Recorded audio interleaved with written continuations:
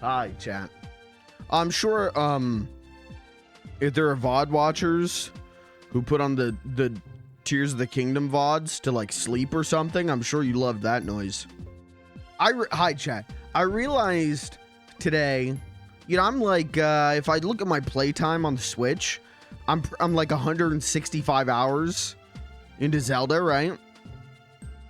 I was like, I wonder how much of that is on stream. Well, seeing how the last Zelda stream was hour 40, let's say minimum, let's say average 3 hours a stream of Zelda gameplay. Because some of the streams I go longer, some of the streams are shorter, right? Done some like marathon, you know, big ass streams of Zelda as well. I've probably played close to 120 hours of Zelda on stream. And I still haven't gone to Kakariko Village. That's what we're doing today. Still haven't been there. Gonna do that today. I promised you that last time. We'll do that. 120 hours of streaming this game. Nope. Still haven't beaten it. I wouldn't even say I'm like 50% done. That's pretty cool. I love streaming Zelda. Zelda's a great Monday game. Because it's, you know, I could do talk and talk, baby. Like, I can just wander around and talk to my heart's content. And talk to my heart's content. So, that's the plan. We're going to do that. I went to a flea market this weekend. We're going to talk about that. I saw my favorite movie of all time in theaters this weekend and had a I don't even know what you would call it. I feel like it's too early to say life-changing, but had a, Nirvana-like experience seeing it in theaters. We'll talk about that. I got soup this weekend. We'll talk about that. Of course, we'll play some Zelda, and we'll talk about a whole bunch of different stuff. We'll talk about the week coming up for Funny Little Guy, and we'll talk about the week coming up for you. We'll talk about you. You get to talk on this stream tonight, chan. Wow. A streamer who interacts with this chat. What will they think of next? I always like, not to rag on him again on a Zelda stream, but I always like when Darkside Film calls his streams interactive. I always like when Darkside Phil is like, this is gonna be an interactive stream, or I like when he breaks down his eras as. There was an era where he streamed and it wasn't interactive, but now his streams are interactive. And I just think, I think if you're reading your chat, I think that's interactive. I think that is, at the baseline, interacting.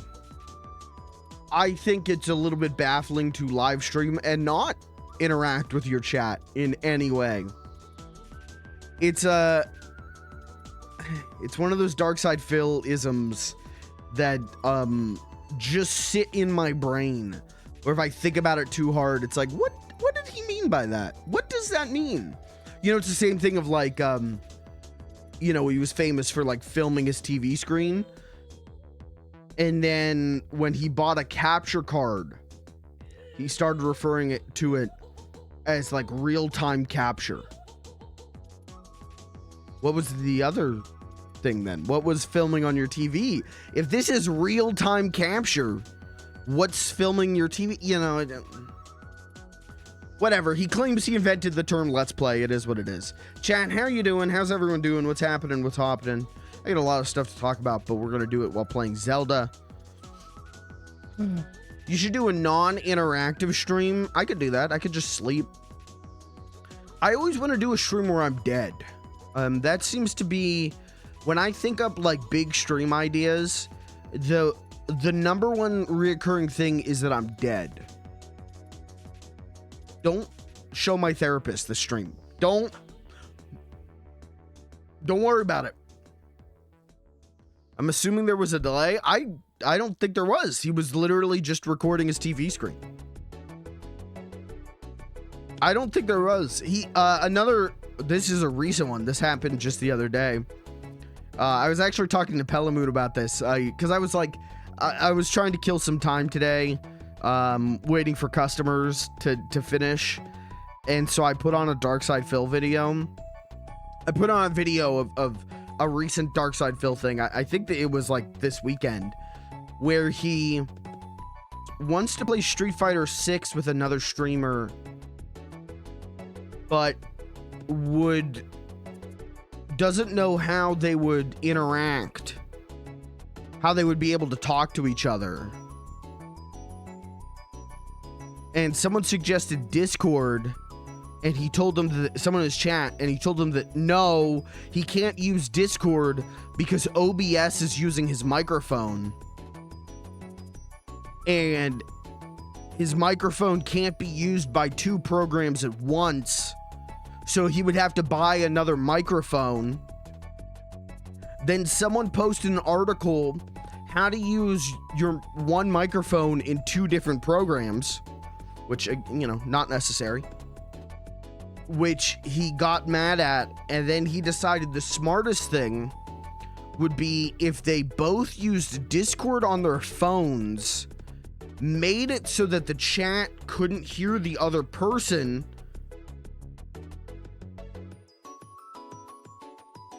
so it would be just them talking to no one on their stream.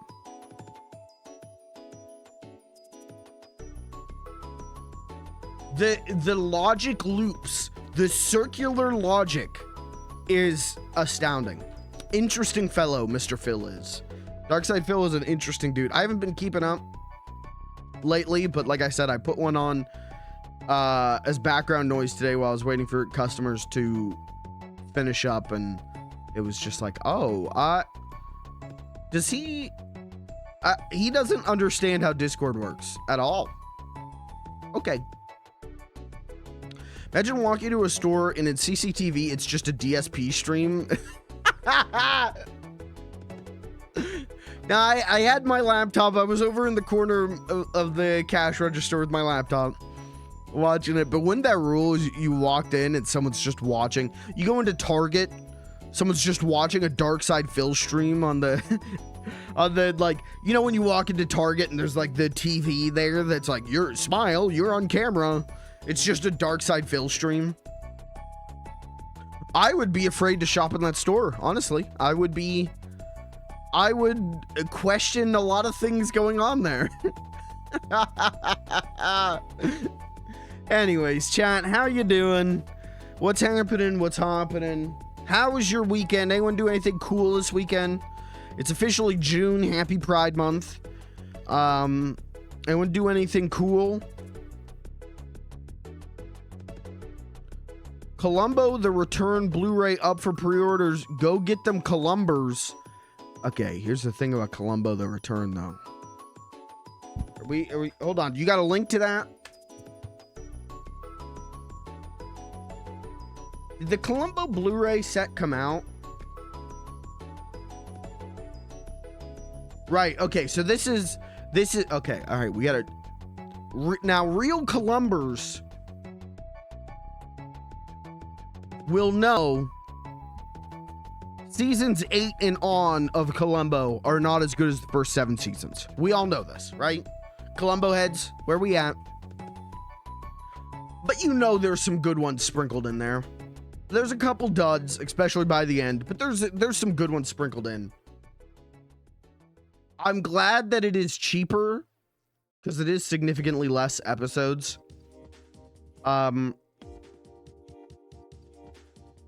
That's cool. I'm glad that those are out because, yeah, the Columbo set, the seasons 1 through 7 set, which is so nice that we got those. I heard that it's pretty good. I heard that it's pretty good. The like remasters, and it's dope that we got them because Japan years ago got a really nice Columbo set that was in a cigar box. Oh, we didn't get the cigar box, but I heard that this was pretty good. The remasters on these, but it's only the first 7 seasons, which is the best. That's when the show was a part of the wheel we have time to get into Columbo history? If you're not a Columbo historian, you don't know what the hell I'm talking about. The wheel.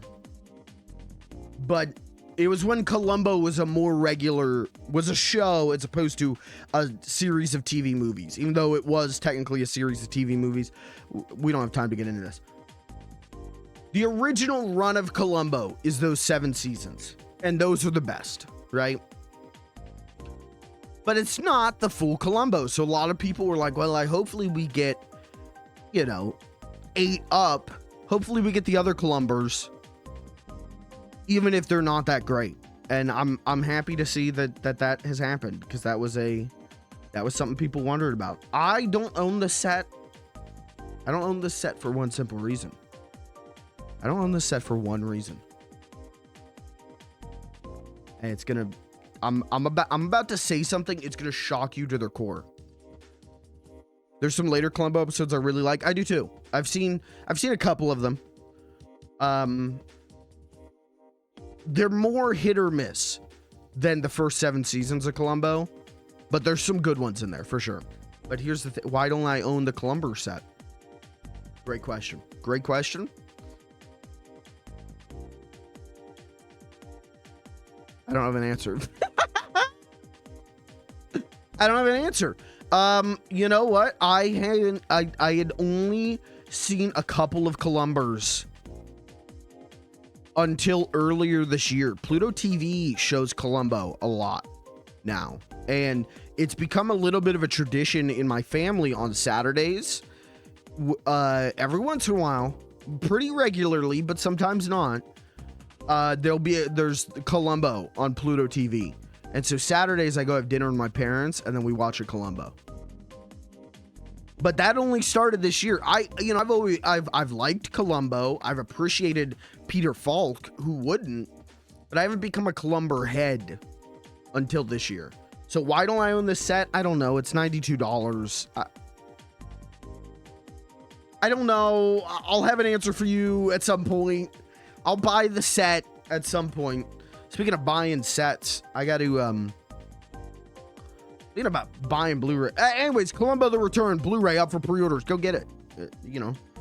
That the Columbo the 70s set is supposedly pretty good. I bought actually 2 Blu-rays yesterday, and they got delivered today. And you're gonna think I fucking you're gonna think I've lost my gourd a little bit. I said I'm outside. Okay. I threw them out in the front yard. These were on sale, and I went, fuck it. I already owned both movies, and I went, fuck it. I'll buy them again. I got Tokyo Godfathers, Satoshi Kon Tokyo Godfathers on Blu-ray, because I only had it on DVD. And then I got Paprika on 4K Blu-ray, because I only had it on Blu-ray. So, I got those for like $15 each or something. So I did that. That was my Blu-ray purchase for this weekend. I gotta wait another week until I could buy another Blu-ray. Speaking of, dude, Shout Factory has been doing a lot of like 24/7 streams on YouTube. They got a reboot stream that's running 24/7. I don't know if it's every episode. I don't know. But I've been putting that on as background noise while I've been doing stuff. Dude, Reboot, what a good show. What a fun-ass show. Really enjoyed some Reboot recently. Wait, is this about that elephant? Is that a Dumbo joke? Are you doing a joke about Dumbo? Boo! Yeah, you know what? That's not your best. That's not your best. I gotta be honest with you. You can do a lot better than a joke. Sorry. Speaking of Blu-rays and DVDs, so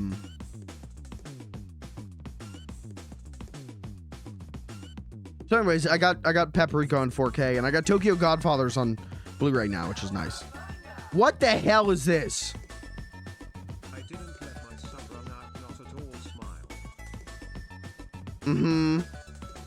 Chat, was that really quiet for you? Lucas, can you go ahead? Can you just go ahead and resubscribe? Go ahead and just subscribe again. Just do it. Why was that so quiet? I think my audio is super fucked up right now because of here, let me see here. Let me take a little look.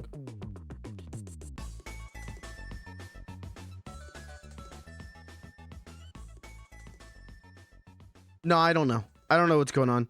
My audio is all goofed up, I think, from all the VR stuff. Anyways, Lucas. Well, I'm glad you didn't let your sub run out. Thank you for the 8 months. Why did it fade to black like The Sopranos? I was checking the effects scene, but also, you know. Don't stop.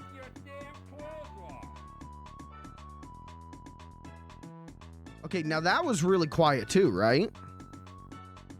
Okay, let's try this.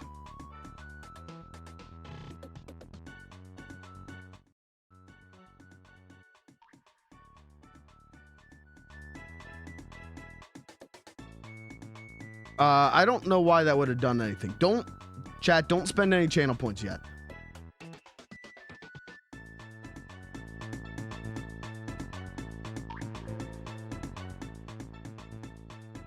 Okay, now try it. Yippee! Now that worked. There we go. It's just like I said, my audio stuff's all over the place from having to do the VR stuff. Lucas, thank you for the, what was that, 8 months? 8 months? Dude, it's almost time.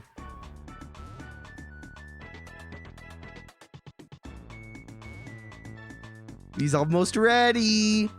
Okay, anyways. You ever think about when you're giving me money, you're getting me pregnant?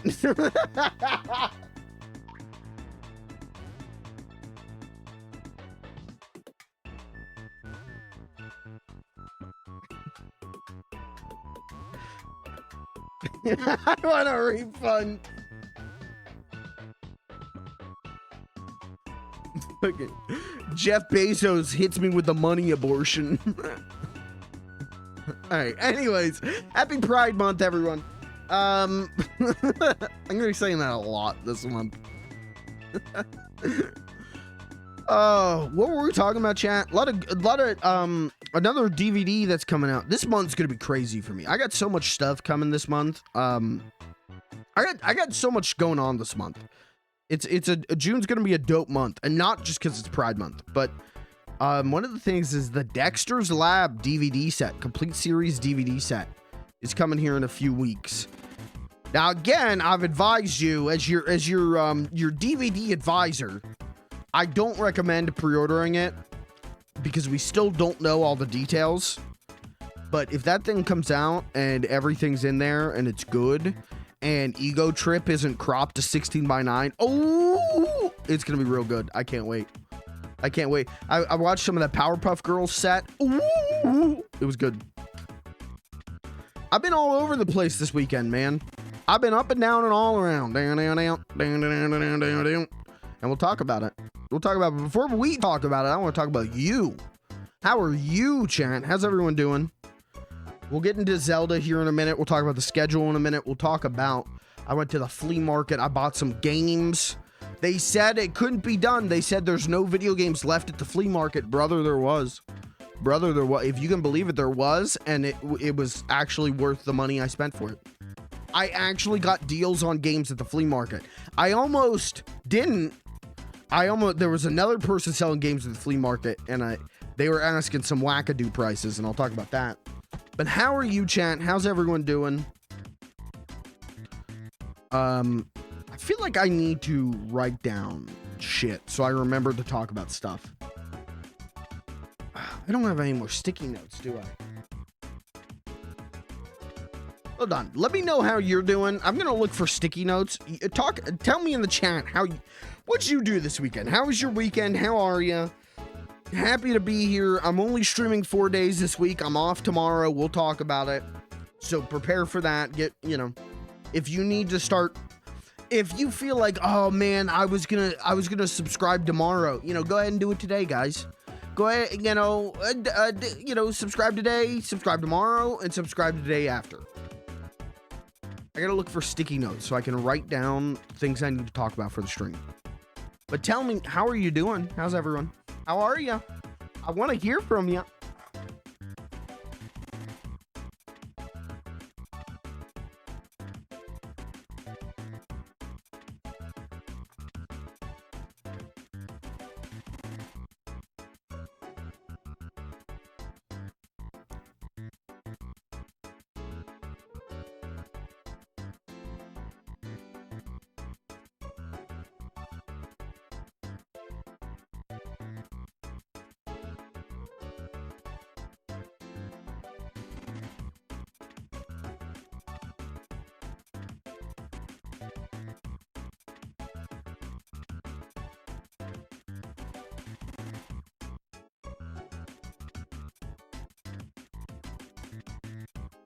Dude, we got a packed agenda. Holy shit. This is... Do we have the, what is it called? The stenographer? Is that the person who writes down shit for court? Do we have the chat stenographer?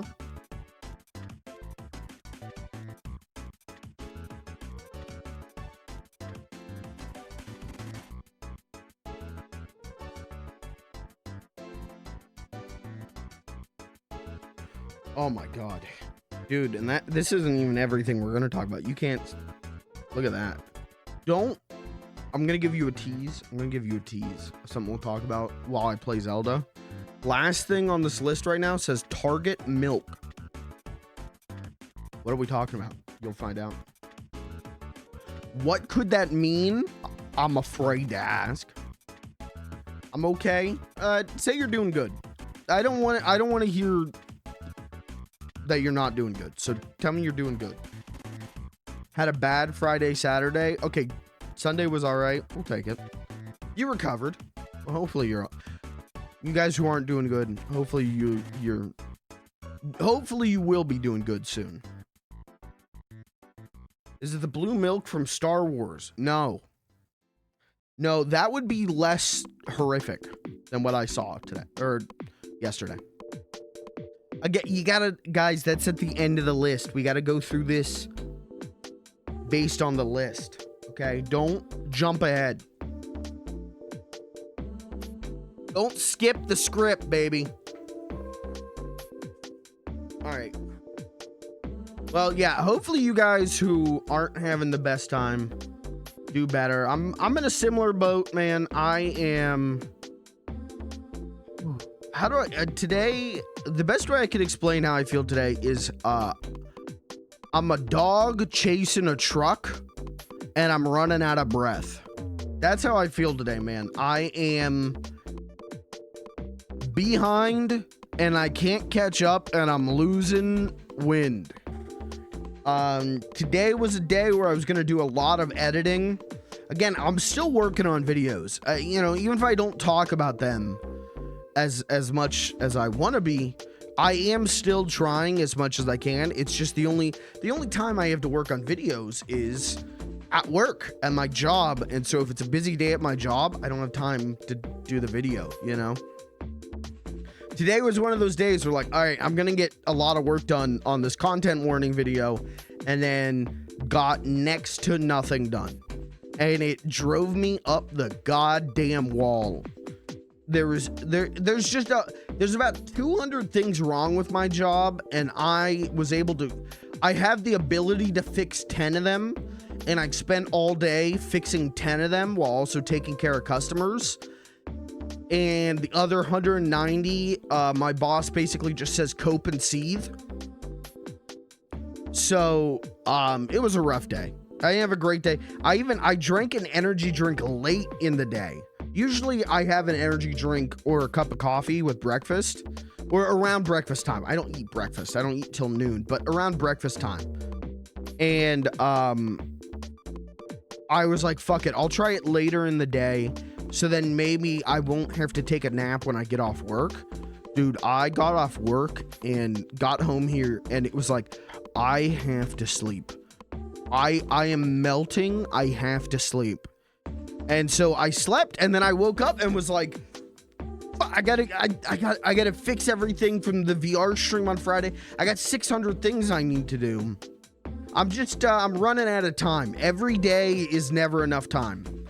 And like, I don't know, at this point, I don't know what else to sacrifice to get a little time, to get a little water out of the boat.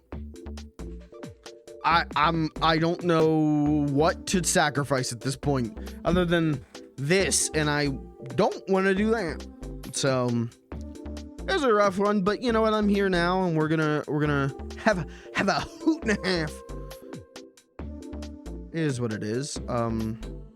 Just don't sleep, Smile. Oh, that's all I need to do. You know what? I mean, I did that for a while. I used to, you know, not because I wanted to, but there was a period where I only slept like 3 hours a night.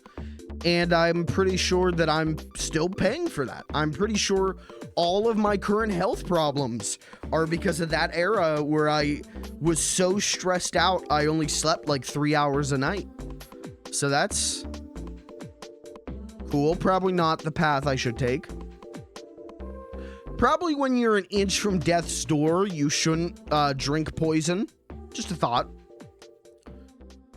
Describing every day of my life. Isn't it so cool? Isn't being alive so cool? All right. Anyways, well, chat, I hope, you know, if your weekend sucked, I hope your week goes good. I had a great weekend with a couple issues, but I had a great weekend overall. Let me tell you, I'm gonna talk about a lot of stuff while we play Zelda, but this is the only thing that I would actually physically need to pause the game. Let me show you what I got at the flea market. I went to the flea market this weekend. There's a big antique show where I live, and they do it twice a year. There's a spring show, there's a fall show. So it was the spring show this weekend. So me and the family went, me and the kids, packed them into the minivan. No, I took my parents and my brother, and we went over there. Now, the spring show is always, like, lighter on stuff. There's always less vendors at the spring show. So, a lot of times, I leave the spring show just, with some good food in me, but that's about it. Not this time. Not this time. I was able to actually get some games. And that's crazy to me because, if you know anything about retro games, you know that it is getting harder and harder to find them. And most of the vendors who had games, it was either complete shovelware,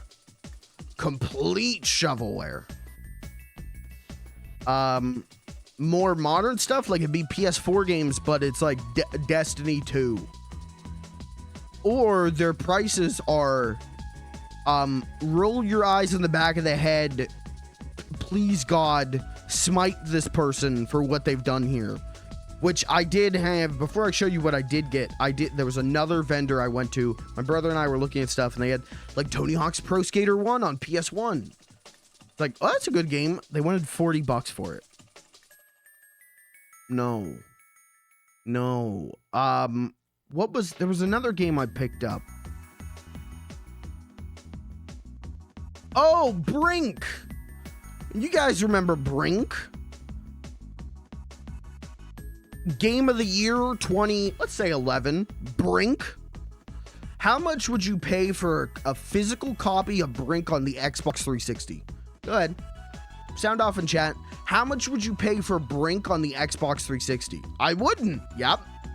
Good answer. $1. Oh.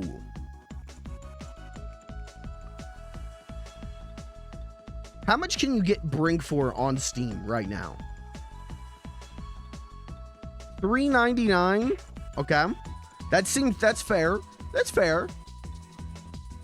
It's free on oh, brother. This lady wanted $19 for a sun-faded, busted case copy of Brink. That was the level she was pricing her games. No, I'm good, thanks. But there was another place There was another, you know, there's a lot of places. I just wandered in. I've accepted at this point that if I want to find dope shit, I have to wander into these tents. I have to wander into these vendors' tents and just look at their garbage to see if I could find something good. When I was a kid, it's so different than how it was when I was a kid, man. When I was a kid, my brother and I would be able to just spot game cases. We could just see, okay, green, that's a 360, blue, you know, or red PS3. You know, we used to be able to do that. Flea market's just packed with tons of retro games. Yep. A majority of these games here are from flea markets. We used to find new games at flea markets for deals. I remember, like, literally the week the Deus Ex Human Revolution came out,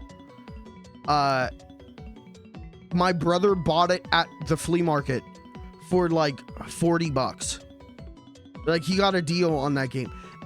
It's so different. And the way things are now with retro games, I've accepted I have to just go in. Hey, how's it going? Good. How are you? Good. Look at their fucking, you know, hammer handles without hammers and, you know, rusted saw blades in hopes of finding some games. And that paid off this time. That did pay off. It paid off last year too. I got those Metal Gear Solid figures. That was cool. But it paid off this time. I did get 3 games. I wandered into a place that just had a bunch of wooden furniture. And then I saw there was a Naruto plastic cup. I was like, huh. Okay. And then I'm just like wandering around and there was like a bunch of toys. And then I saw like some shovelware DS game. It was like Zuzu Pets on the DS. And I was like, oh, a game. And I went over and picked it up. And then there was a couple games. And I bought 3 games. Let me show them to you. Prepare your poggers. Get ready to pog. I got Grand Theft Auto. Didn't have Grand Theft Auto. I got Grand Theft Auto London Mission Pack, which you know, I already have GTA 2. And these are part of a 3-thing set, and he didn't even, if he had GTA 2 there, I would have bought it. I would have bought the whole set. He didn't have GTA 2. He just had these. But I already had GTA 2, so that's fine. But something that's crazy about these, there's one other game, but, you know, gotta test these. Popped this in. Didn't know you need this to play this. If you pop this in, I don't know how many of you knew this. If you pop this in, it goes, okay, now put in your GTA 1 disc. Okay. Okay, now put in your London Missions disc. Oh, I've never seen a PS1 game do that. I knew it was an expansion. You know, on PC it's an expansion. I understood that, but I've never seen a PlayStation game do that. That's crazy. So got these. This was again, had GTA 2, so not having it is not a big deal. And these worked. Tested them. These together, he said, were 15. Did I get snookered? Did I get snookered on these at 15? You tell me. Did I get snookered? Well, here's the thing. He said these are 15. Then when I'm like, okay, and how much for this third game, which I'll show you? He went, you know what? I'll give you, would you do, how about 20 for all 3? And I could tell you, looking at price charting on this third game came completely shrink wrapped. It had a lot of the games that this guy had. In fact, I think all the games this guy had came from a CVS. Remember when CVS sold games? Because this one was still shrink wrapped with a CVS sticker on it that said $17.99. So when I looked it up on price charting, it was like 3 times the price that I paid for it. Or double the price, something.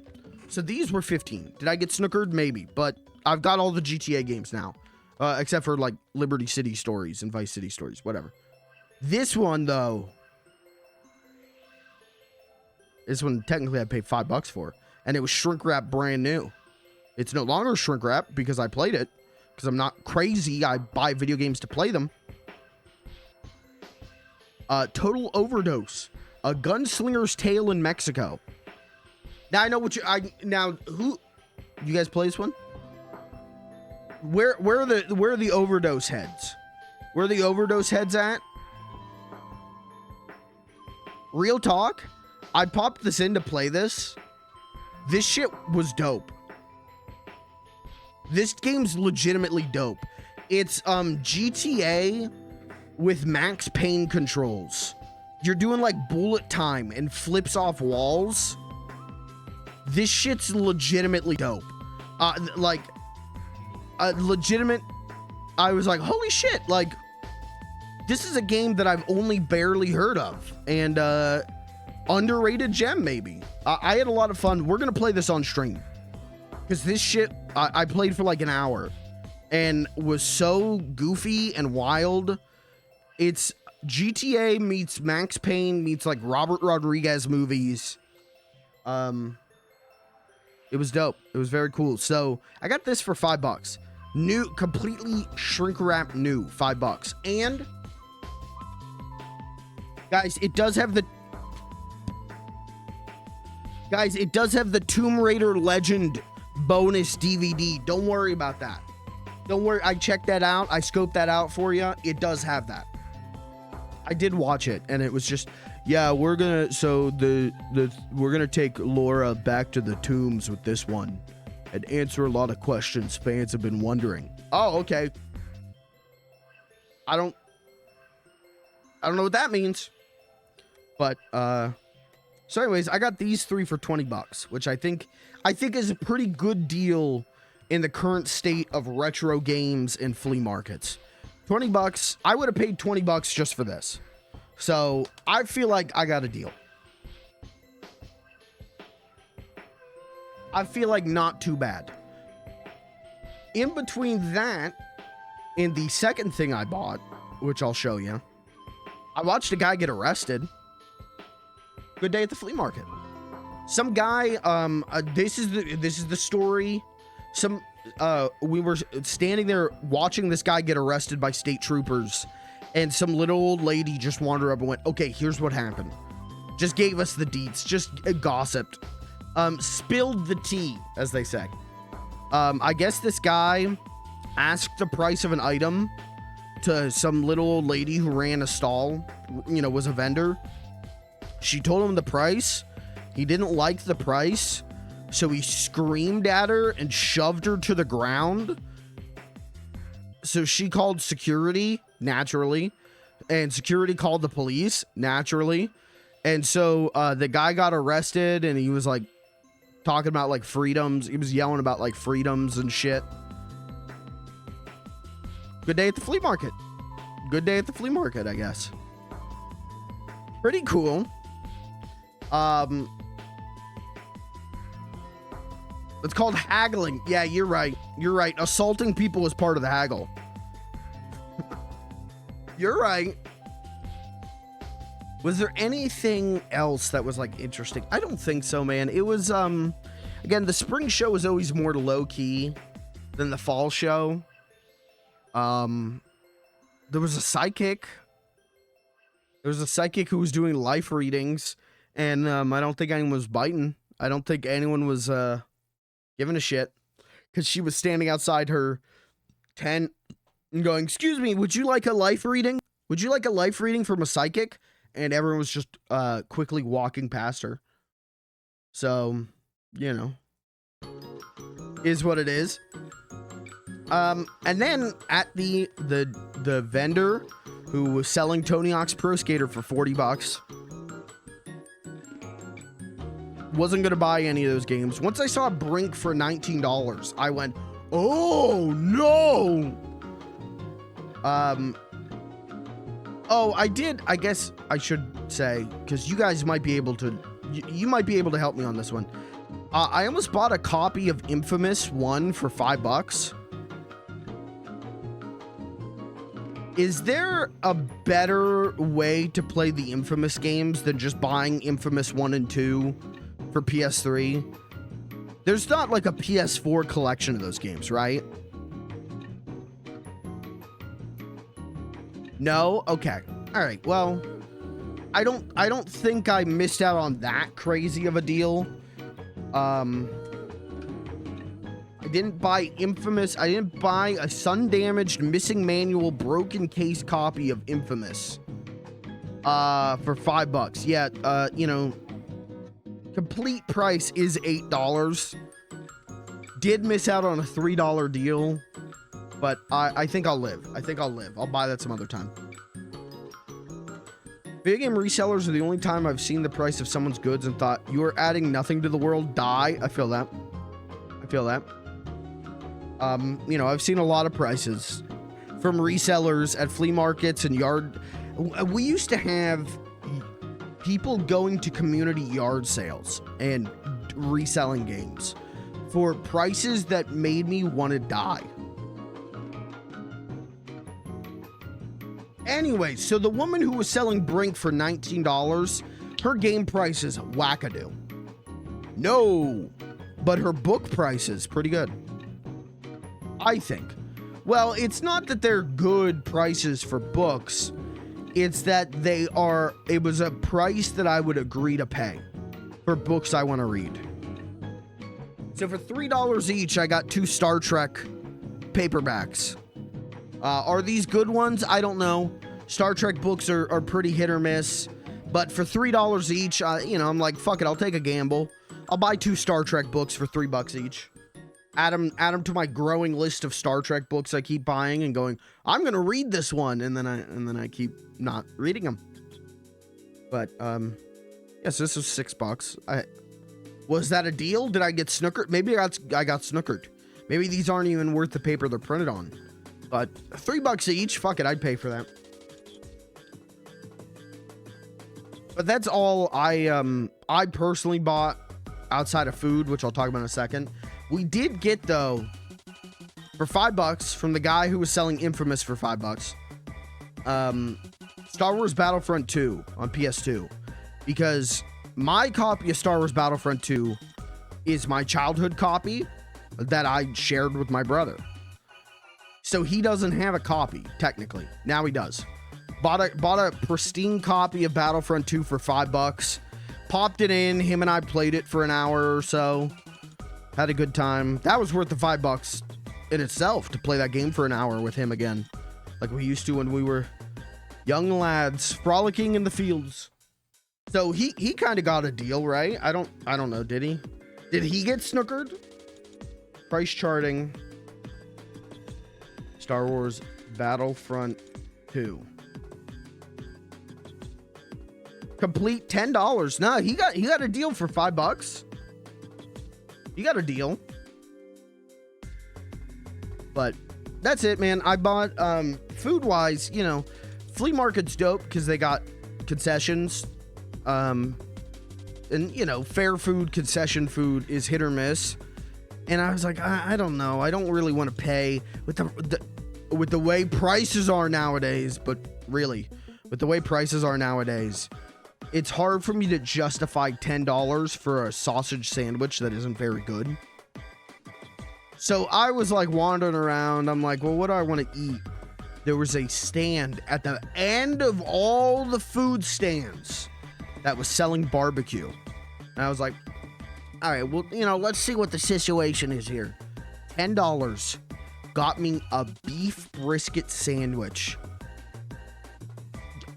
Brisket is hit or miss with me, where sometimes it's super dried out, right? Sometimes it's real dry. This shit was melt in your mouth. Beef brisket. Top that shit with so much sweet and tangy sauce. Chat, I ate that thing and I sat there and went, I should go buy another. I feel like I'm stupid for not buying another. Why would I? That was so good. That was the best thing I've eaten in months. I should just buy another. I didn't, but I felt like I should have. Ate that. Ate a little bit of, you know, ice cream. Ate a little bit of French fry. Bought a big thing of ham and bean soup from the Amish, which if you, hey, Amish cooking nearly never misses. My favorite meal of all time is an Amish meal, chicken and waffles. Got a big thing of ham and bean soup from the Amish. Had some of that last night. It was so good, I immediately fell asleep. It was like a weighted blanket for my gut. It was so good. So, you know, all in all, good use of the day. Good use of the day. That was Saturday. That was the flea market. Did it, chat, yes or no, did I get snookered? I paid $26 for 3 games and 2 books. Did I get snookered?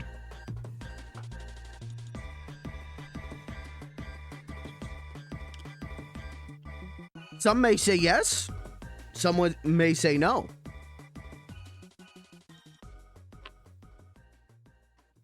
Personally, I feel no. Personally, I feel like I got good deals. Personally, I feel like I didn't do too bad. I didn't pay $40. I didn't pay $19 for a copy of Brink. So personally, I feel pretty good. But, that was Saturday. I got home Saturday. I was planning on streaming Saturday night, but we were at the flea market from like 9:30 till about 2:30. So like 5 hours in the hot sun. I was pretty wiped. I was pretty tired, and I tried to like sleep Saturday afternoon before stream, and I couldn't like get to sleep. And then Saturday night, then I was like melting Saturday night. I would be fine. I'd be like sitting here like this. I'd be normal. I'd blink, and like 45 minutes had gone by, and I would be like in a totally different position. I would be like on my phone, and I just, every time it happened, it was like got worse and worse. I kept like passing out Saturday night, you know, in a fun way, but I kept like passing out. So, you know, the rest of Saturday was kind of a wash, but Sunday was great. But I'm going to wait to talk about that until we get into Zelda, because the whole point of this is talk and talk. And this was the only segment where I would have to have paused the game to show you the shit I bought. So, all in all, Saturday was a pretty good day. Sunday was even better.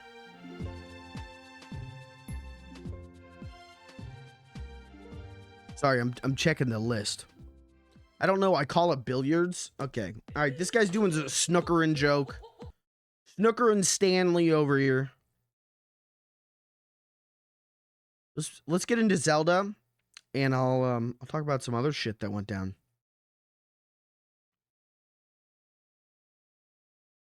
Namely, hey, I saw my favorite movie of all time. You know what? It's one of those things that goes beyond a movie, right? Where's my Switch Pro controller? There it is. Sunday, I saw probably the most like defining, for me personally, piece of art of my entire life. I got to rewatch it in a packed theater with some friends. And, you know, gotta be honest, that's a pretty good feeling. Oh, that's gonna be loud.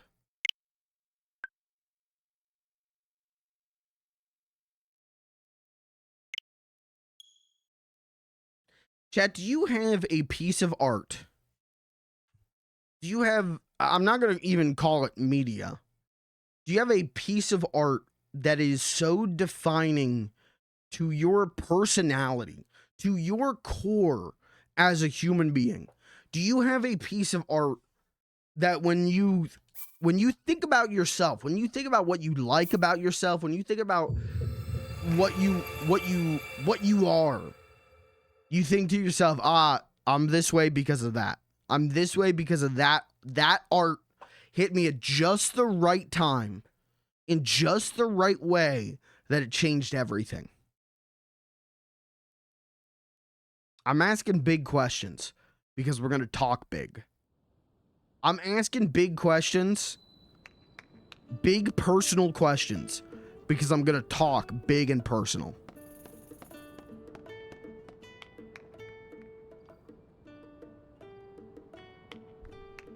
For some of you, you know, maybe it was the summer you spent playing Halo 2, right? For some of you, maybe it was the first time you heard your favorite band, right? For some of you, maybe it was, you know, reading Goodnight Moon, and you said to yourself, "God damn, that moon can sleep? What the hell?" Maybe for some of you, it was, you know, the first time you watched YouTube poops. Yeah, I mean, that's valid. For me, hold on. We're going to Kakariko Village today because I promised you that.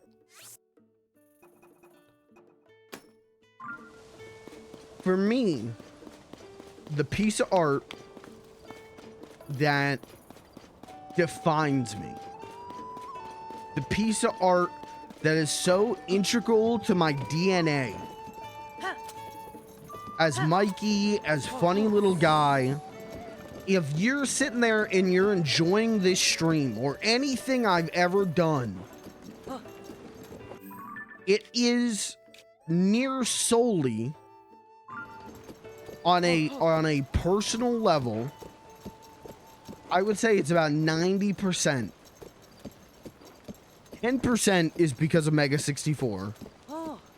Maybe not. Maybe 25% is Mega 64. So 75% is because of the Muppet movie. The original 1979 Muppet movie. That is so important to me as a human being. That is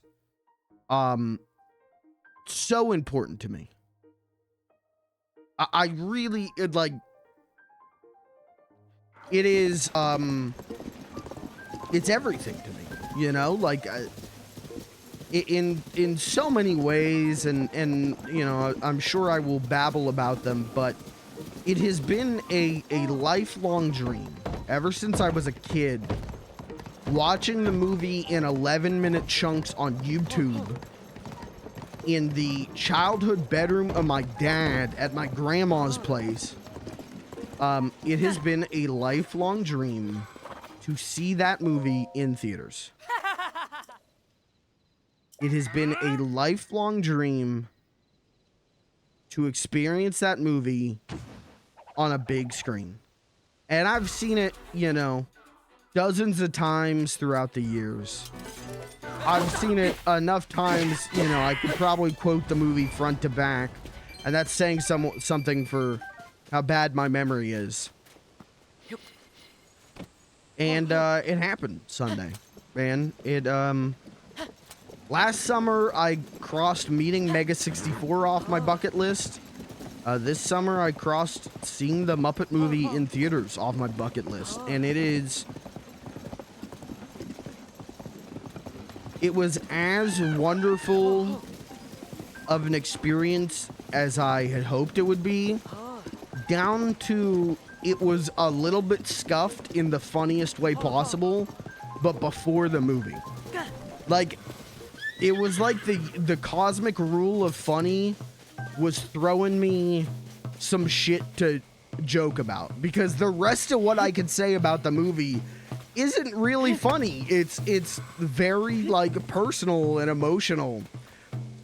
But the cosmic rule of funny said, hey, throw this guy a fucking joke or two. Because it was a Fathom event, so it was like streamed to the theater, essentially, is how these things work. But my fucking theater didn't have everything set up whenever we got in there. We got in there like 5 minutes before the movie.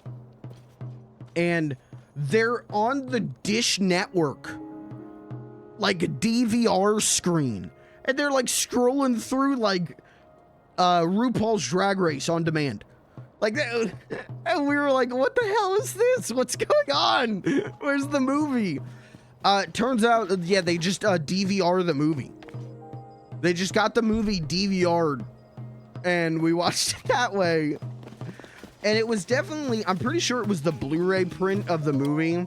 Like, it's a shame that it isn't, you know, an original 35 millimeter film print of the movie. But, you know, that just means there's, you know, took one thing off my bucket list, put another thing on, right? But, yeah, we were losing it at just like, yeah, Dish Network. Yeah, just go and do through Dish Network's DVR. Paid $13 for this ticket. Fuck it, Dish Network DVR. Which I guess is how, like, Fathom Events works. And I'm thankful that whenever they hit play on the thing, everything worked. Because I know people who have horror stories of going to Fathom Events. But no, it was fine. It's just, it was really funny to watch them scroll through, like, YouTube on the Dish Network, like, smart TV DVR to find the movie. Oh, this is the drummer guy, right? Cursor bee honey. I think I got some. Hold on, let's get this guy this honey.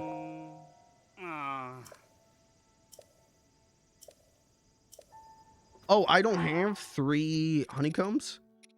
I did at one point, but I bet I used them cooking.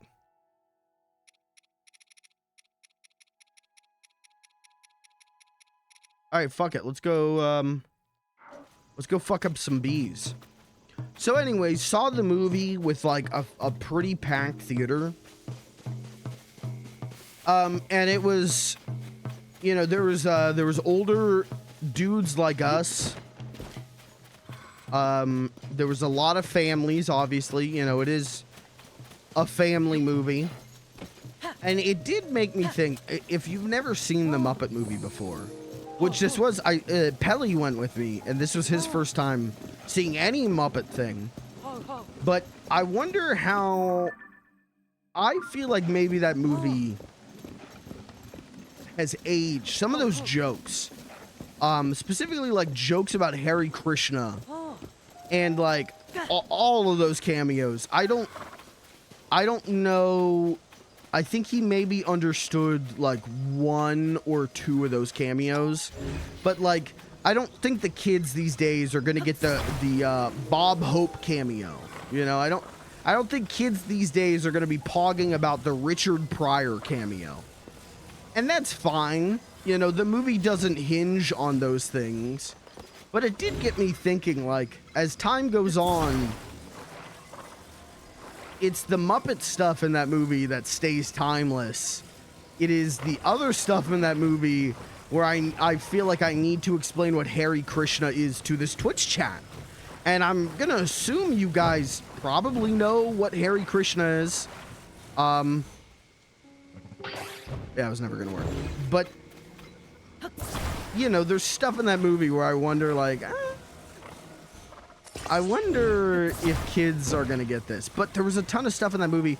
Dude, those kids loved Animal. Those kids, anytime Animal was on screen doing something, they were having such a good time watching Animal. They were laughing to fucking high heavens over Animal. And that was, that felt good in my soul. Man, that felt nice. But, yeah, it was a weird experience, though. Not in a bad way, but in a, like, oh, I've wanted to do this for 20 years. I've wanted to have this exact feeling for 20 years. And here I am, having this exact feeling, doing exactly what I've wanted to do. It was very strange. It was very strange. It was very overwhelming at first. Whenever Rainbow Connection kicks in, or kicked in rather, it I fucking cried, man. You know, like to have that thing that means so goddamn much to me. So much to who I am. I owe so much to that movie and specifically that sequence and that song and to want to experience it in the biggest way possible for almost my entire life, and to just be there doing that and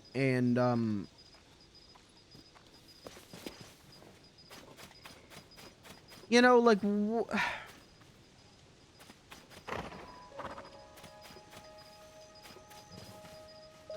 life doesn't throw you a lot of moments like that. I figure you get a handful and that's about it. And I definitely got one of those yesterday, man. I definitely got one of those where I just thought I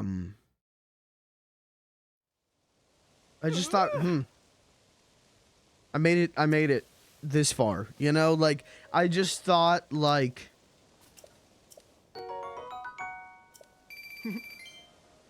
I've wanted this for so long. And like, is it like truly life-changing? You know, probably not. I don't think I'm a different person today than I was yesterday. But it is a moment where I just felt so overwhelmingly happy. It's just so overwhelmingly. Oh, I'm here. I made it. And you know, maybe you guys do get that moment every day, but I definitely don't. Personally, I don't. Very few times do I stop myself and go, "Oh, I'm happy right now." Oh, wow, look at that. More often I go, "What is this feeling?" Oh, happiness? Did I forget how to feel happy until right now? Uh-oh. So, you know, it was good. I had a good time watching a good flick at the movies, you know. It is my favorite movie. It is the most important movie in my life. There is nothing that equals how I feel about that movie. I don't think there's anything in my life that equals how I feel about that movie.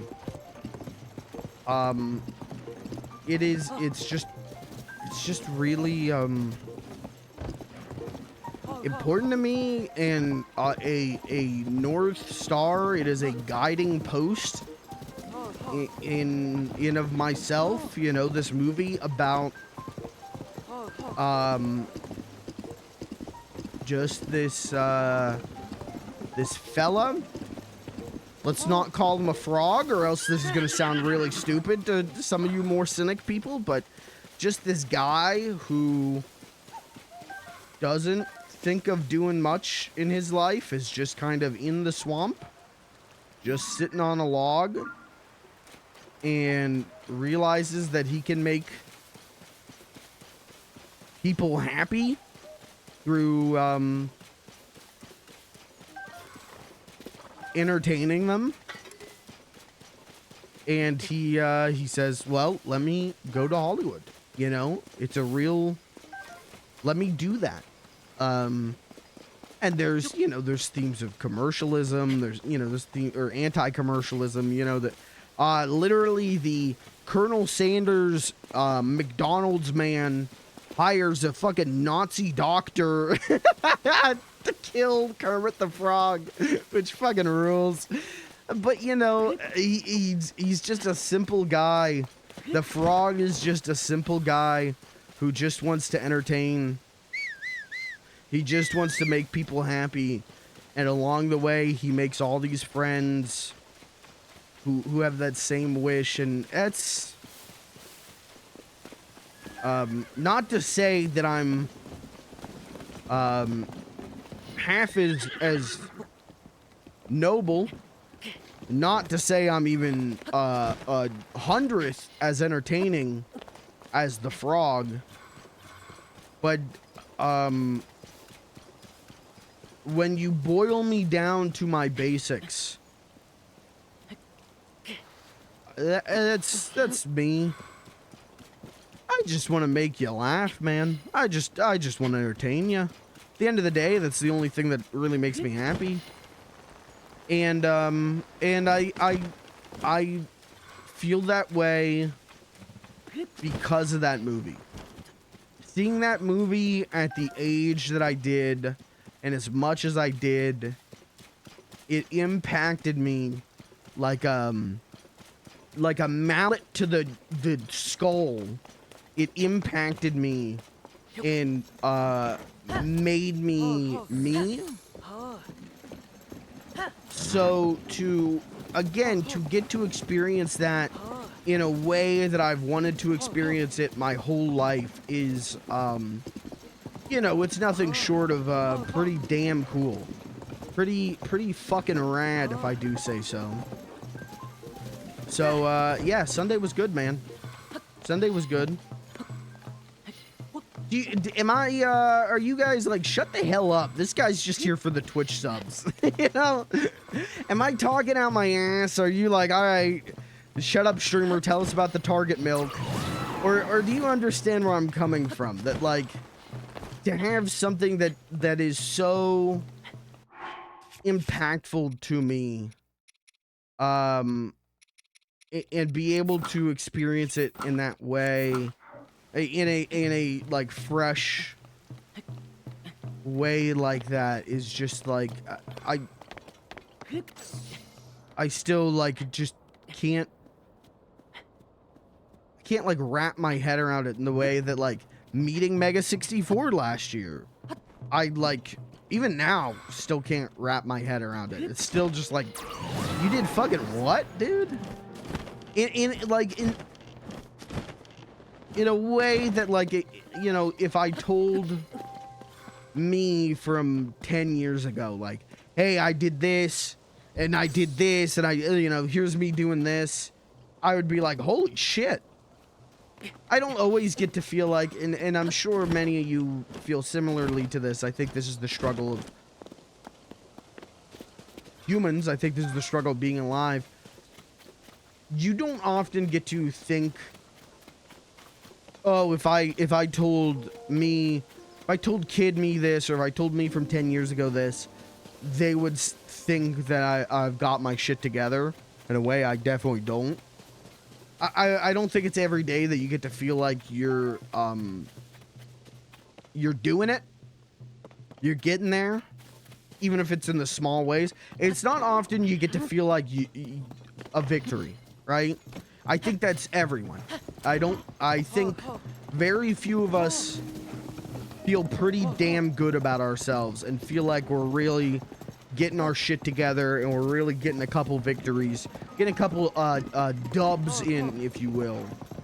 And I felt like that. I feel like that. I feel like I feel like this was a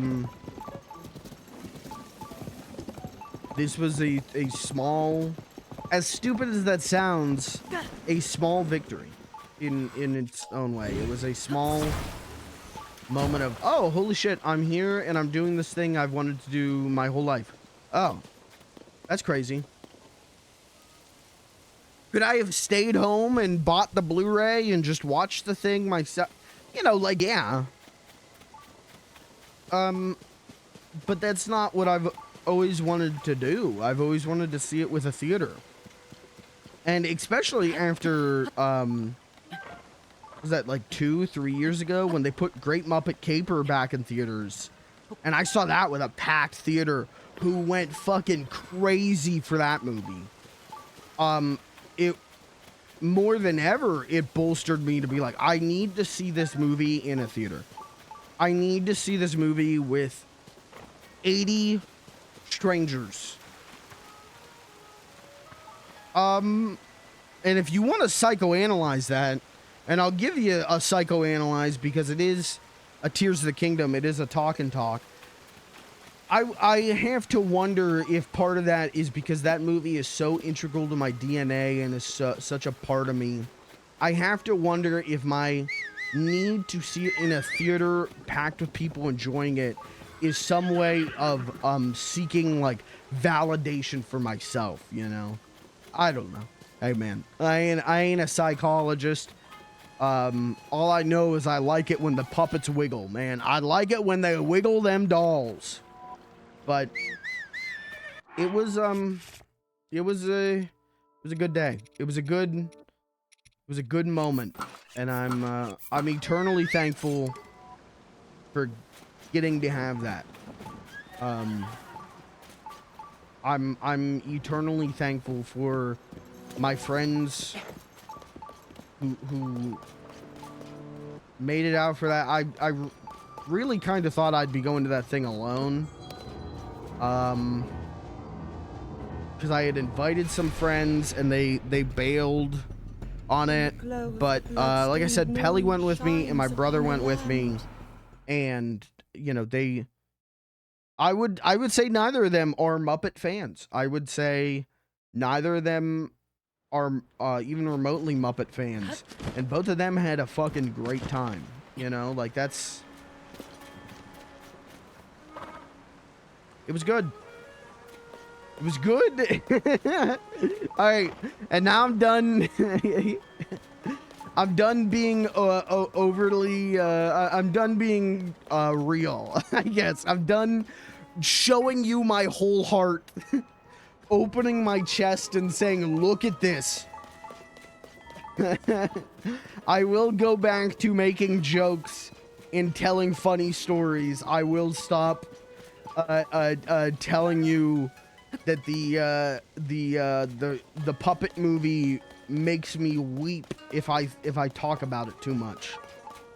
But I will say, if you've never seen the Muppet movie, you should. I will say, if you've never seen it, even if you're not a fan of the Muppets, I think it's hard to dislike that movie. I think it is so earnest and open with its heart that I don't think you can. You know, obviously there's probably gonna be some asshole who's like, oh, what about the plot hole, streamer? I fucking hate Kermit the Frog. You know, and to which I would say, man, I don't know. I don't know what to tell you.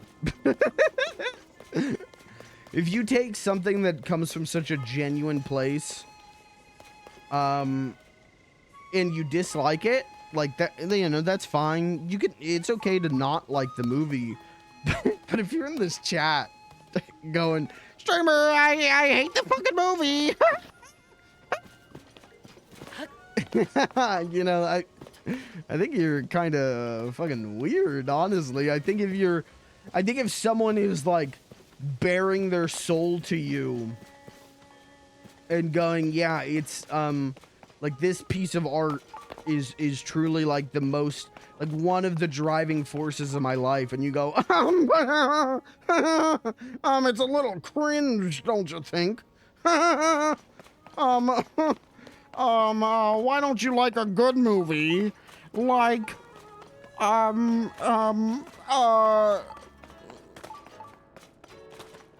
what's a good movie? The Joker. I don't know what to, sorry, I don't know. I'd like, yeah, it's a movie with it is by modern classification a kids movie. It is a movie with a puppets as the central force. It is a movie that children can watch and enjoy, but I don't see that as bad things. I think I think if you can watch that movie and not have your soul softened a little by how much you end up caring for a puppet of a frog, a felt frog. I think if you can watch that thing and not at least have a moment where you think to yourself like, oh, well, that was nice. If you can watch that movie and not have a moment where that little shriveled up piece of yourself that is still a kid shines through for just a moment, I'm sorry. I'm sorry for you, I guess. I don't know.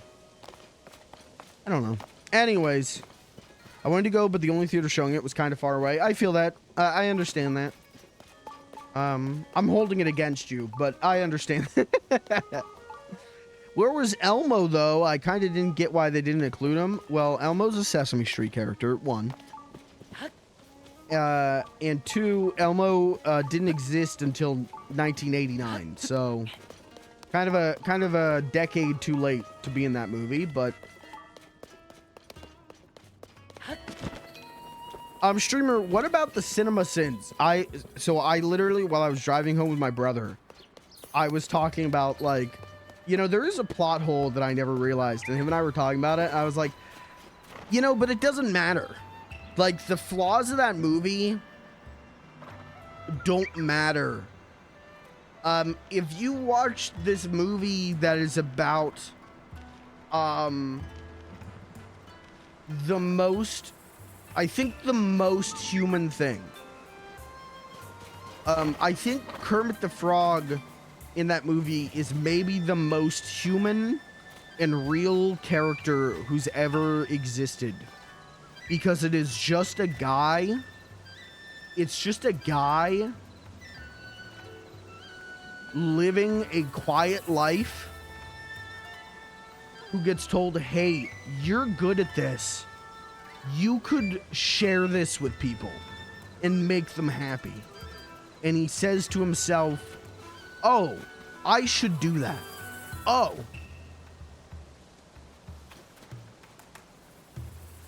I should do that. And along the way, he makes friends and who also feel that way. And along the way, he learns to, you know, he learns about himself, that he needs to just believe in himself. I feel like that is the most, it's simple because it's human. It's simple because it is us. It is us as a species. It's real. So, like, yeah, you could probably ding that cinema sin counter a couple times. You could probably ring that bell a couple times and go, streamer, how did this happen? Streamer, why did this happen? Streamer, why does Kermit and Rolf sing a song about how much they hate women? And, you know, you might be able to ring that CinemaSins counter a couple times, but, like, why would you? What is there to get out of it? What? Not that the movie is above criticism or critique, but does it matter? When something so, when something bears its soul, does its flaws matter? When something bears its soul so brightly, do minor ignorable infractions matter? I honestly hope that if you're hearing that and you're thinking to yourself, yes, I wish you the best. I wish you the best in life. If something touches your soul in such a way, who honestly cares? if it wasn't made to perfection. When something says so much about humanity and the human soul, does it honestly goddamn matter that there is a plot hole? You know, I don't... To some, maybe, and I wish you the best of luck in life, but... It never will for me. I don't know. Kermit hates women. Kermit doesn't hate women. Kermit and Rolf the dog have a song that is essentially can't, you know, the first line is can't live with them, can't live without them. It is, women keep breaking our hearts, but to love is part of the human experience. To love is to be alive. Only they say it like it's a Milton Berle joke, you know? It's like that thing Rick Rubin said about how everything you make should be like a diary entry. Yeah, it's very much like that. Nobody can ever discount it then because you know what you're making is real. Yup. I would agree with that tremendously. And I think the thing that really like opened my eyes after years of watching it, and this was a few years ago, is someone going like, well, this is just they don't need to make a Jim Henson movie. You know, there's always talks from Disney, oh, we're gonna do a Jim Henson movie, and it would never be. They just put out a new Jim Henson documentary on Disney Plus, and it's good. It's totally fine, but it's still like a really sanitized, like clean version of Jim Henson's story. Not that he lived a gritty, not that, you know, he was human, he erred, but it's not like he lived a gritty, dark life. I don't think Jim Henson had demons. But they still, you know, were like, and in 1990, in 1989, Jim said, I loved Disney. I would love to sell my characters to Disney. And then he died, and then they sold the characters to us. Thank you, good night. As opposed to the truth, which is Jim was so stressed out because of the business side of things. It was taking away from his time to be creative. So he entered talks with Michael Eisner, and the Disney Corporation were so litigious and assholes that it made him so stressed out. It had non-insignificant amount of cause to his death. He was so stressed out, it probably did not help his sickness. But Disney won't say that. So anyways, so they're always talking like, oh, we're gonna do a Jim Henson movie, and we're gonna get Chris Pratt to play Jim Henson or whatever. And we don't need that movie. We don't need a Jim Henson movie. There's been a Jim Henson movie. Jim Henson was in it. It's called The Muppet Movie. That movie is it's autobiographical, sorry. You know, like, it's, I don't know. What am I saying? I don't know. I told you I would babble about this. When you open the Pandora's box on this, it's hard for me to close it because it is such that movie is, again, it's my guiding light. It is my Northern Star. It is my, it's my heart. It's my soul, man. It is, it's a really important thing for me. Jesus.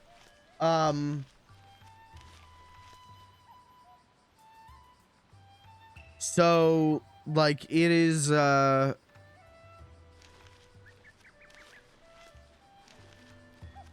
with everything I love, taking it too seriously is part of the joke. Taking it too seriously is pretty fucking funny to me. But it is, it's important to me, you know. So seeing it there and hearing people like laugh at the intentionally corny jokes, and you know, you just I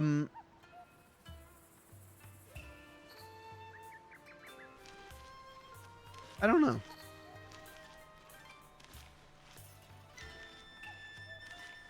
It's like watching someone important to you do good. You know what I mean? Like, it's like watching someone important to you just fucking kill it. And you think to yourself, like, God damn. If they can do it, I can do it. And if I can do it, you can do it.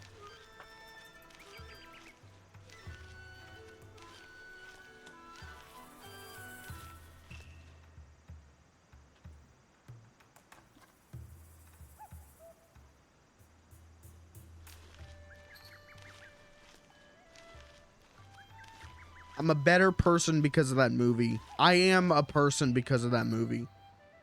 And it meant a lot to see it. Again, it's something I've wanted to do my whole life. So it meant a lot. I had a good time, man. That movie's still, I think that movie gets better the older I get. You know, when I was a kid watching the movie, I did not get the Hare Krishna jokes. It wasn't until I was a teenager that I got those, and every time I watch it, there's a new joke. Because there's so many. There are parts of that movie where I think every character is talking. And they're just talking over each other. So, you know, you get, I get a little bit more out of it every time. It's real good. It's not even the funniest Muppet movie. It's the most heartfelt. It's not even the funniest, though. That's Caper. Caper's so fucking funny, but was Jim Henson the first guy to do a self-insert furry OC? Okay, all right, that's chat. Go ahead and think about what you just typed. Am I wrong? Yeah, yes, I think so. Yeah.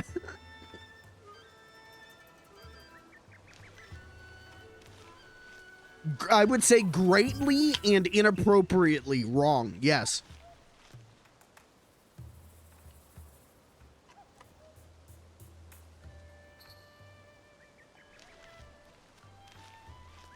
Kind of based if true.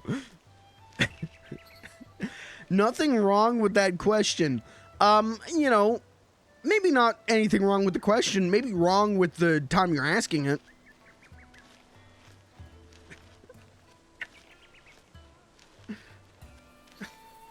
You know, you probably shouldn't go to a funeral and as the family are crying over the loss of their loved one, you probably should not approach them and go, so rigor mortis controls like all of the body, right?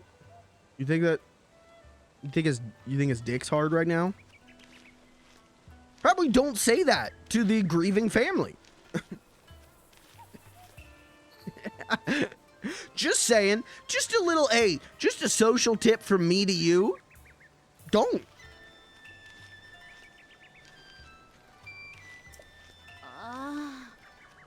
Ring Ruins. Isn't this that new Sonic kart racer fan game?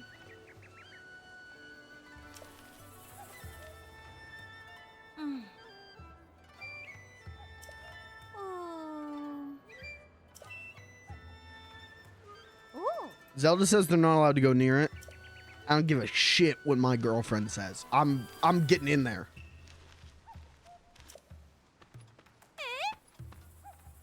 Your loved one was based. Yeah, probably don't say that to anyone. Probably don't say, hey, this person is based because, to anyone. Probably don't say based. It would be the start. Do you guys die inside when you hear terms like that? When you hear like online terms, do you die inside when you hear like someone say like, dude, that was based. That guy was pretty based. Do you die inside when you hear someone be like, oh, dude, Pog? Do you hear those things? Do you think to yourself like, oh, this person goes on Twitter. Ew. The kingdom has been in ruin during the entirety of Zelda's rule. Who cares what she says? That's what I'm saying, dude. My girlfriend, God love her, sucks at her job as princess.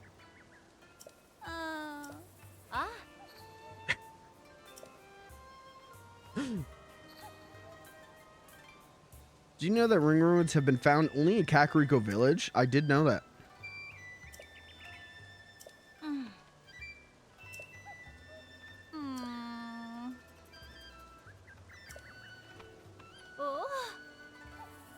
Five ring ruins. Okay. Not if it's not used to describe a bigot. I feel like I lived through based being normal slang, so it's not cringe to me. Okay. Yeah, for me, I guess it depends on the context, right? Like, I think if I'm in the grocery store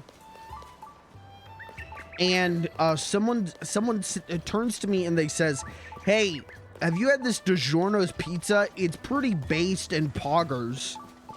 I'm probably gonna think like, oh, okay, sounds good. But I think if I'm like, if I'm going to a historical lecture and after the lecture they do Q&A and the someone comes up to the microphone and says to the 85-year-old professor, who is the most based guy you know? Who's based and who's cringe? You know, I'm probably gonna die inside if someone said that. I'm probably gonna wish that I didn't hear that. I'm gonna wish I didn't go to the thing, you know.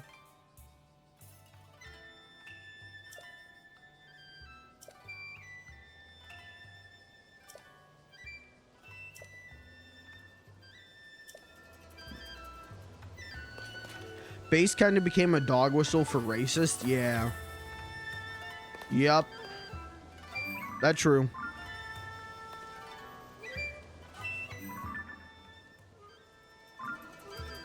What is this a map of? Probably where the ruins are, right? But it's kind of fucking hard to see when we're looking at it like this.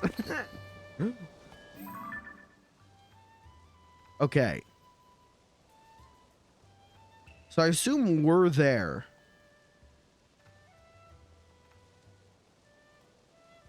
What the fuck, dude? Any of you guys hate maps? Who the hell in 2024 uses a map to go to places?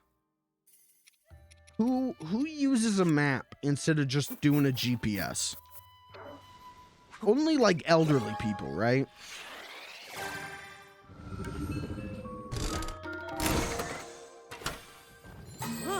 Pirates. Okay. Dude, I bet pirates don't even use maps anymore. I bet they got that shit on GPS. I bet they got their Apple Find My Device tracking your ass, waiting for the day that you think to yourself, you know, I'm gonna sail to Somalia, and then they've got your ass.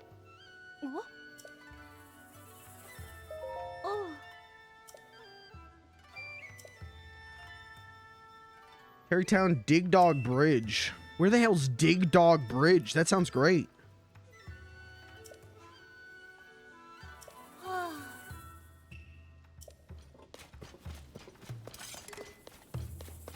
Where be me local Walgreens?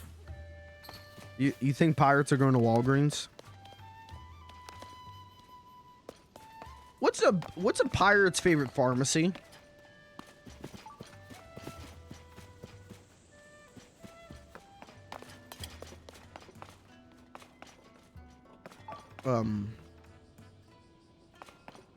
Arby's.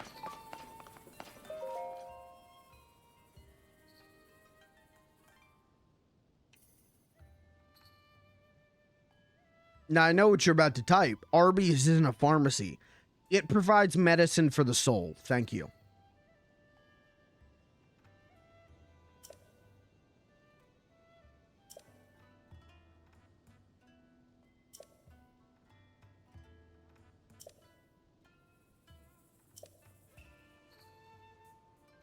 There's known as sages who protected the kingdom of Hyrule from the Demon King. Okay. Eckerd's shut down, so they don't have many choices. Dude, we haven't had an Eckerd since like the early 2000s. We got around here. We got CVS and we got Rite Aid, and I think every Rite Aid is shutting down. And we used to have like multiple CVS's, but all but one of those are shutting down. What's going on with the pharmaceutical industry? That all the pharmacy chains are shutting down. What's the actual cause of that? And don't say Skibbity Biden.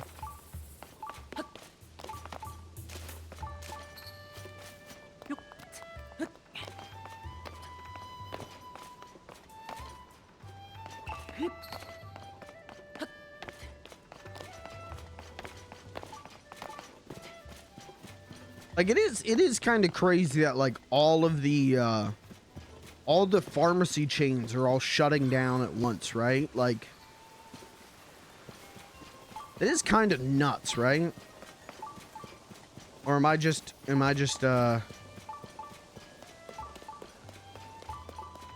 doom posting?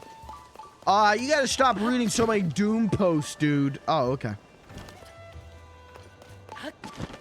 Not making money, dude. Big Pharma. Big Pharma's hurting. Yeah, they need to start charging more for medication. Yep. That's what I'm saying. Mark this down. Funny little guy says medication is too cheap in America. Why don't we give the pharmaceutical CEOs some more money? That's my stance, and I'm standing by it.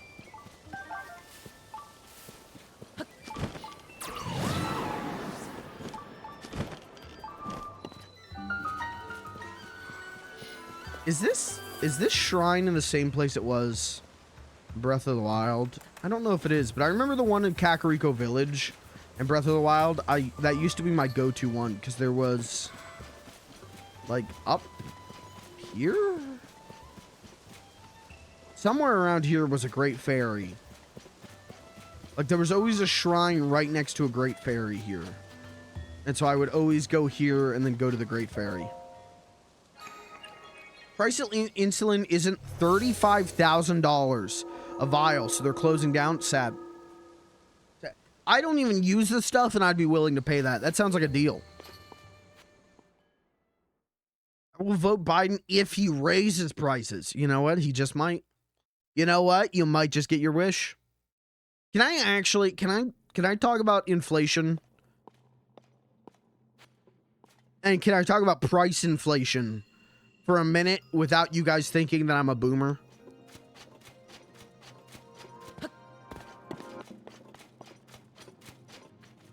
This is going back to the flea market. I'm a kettle corn freak. Okay? I'm a kettle corn freak. If you got good kettle corn, you could kidnap me. You could lure me into your van, drive me across the Mexico border, leave me in the desert, and I'd be all right with it as long as you got good kettle corn. This is going somewhere. At the flea market. For my entire life until last fall, there's a kettle corn vendor for $10. That has always been the price, $10. You could get a bag of kettle corn, not joking, this long, right? It was about this wide and this long of kettle corn. It was so much kettle corn that I would buy it And people would stop me and they would say, hey, that's a lot of kettle corn. Where did you get that? It was a lot of kettle corn for $10. It was a large. Okay. Last fall, and it happened again this spring, which is why I'm bringing it up. Large is $8 now. Oh, well, that sounds good. Oh, price came down $2.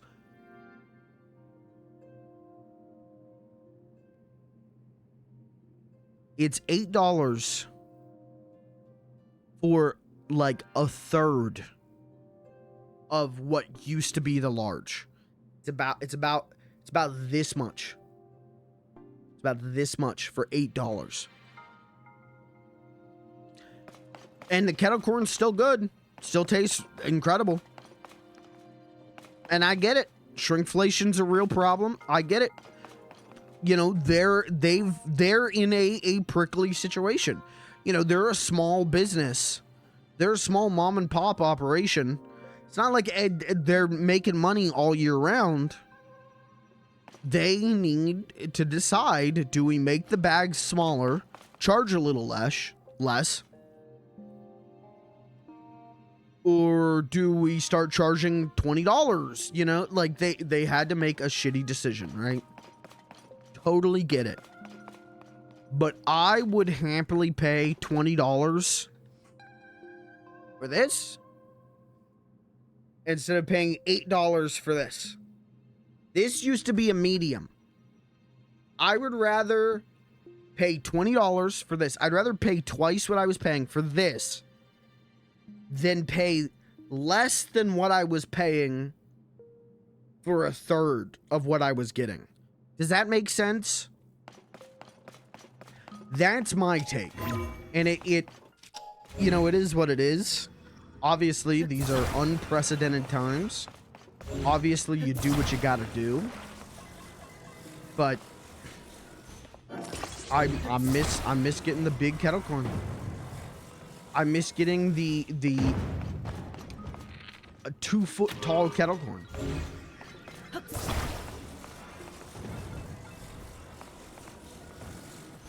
What are you gonna do? Oh, okay. They don't float.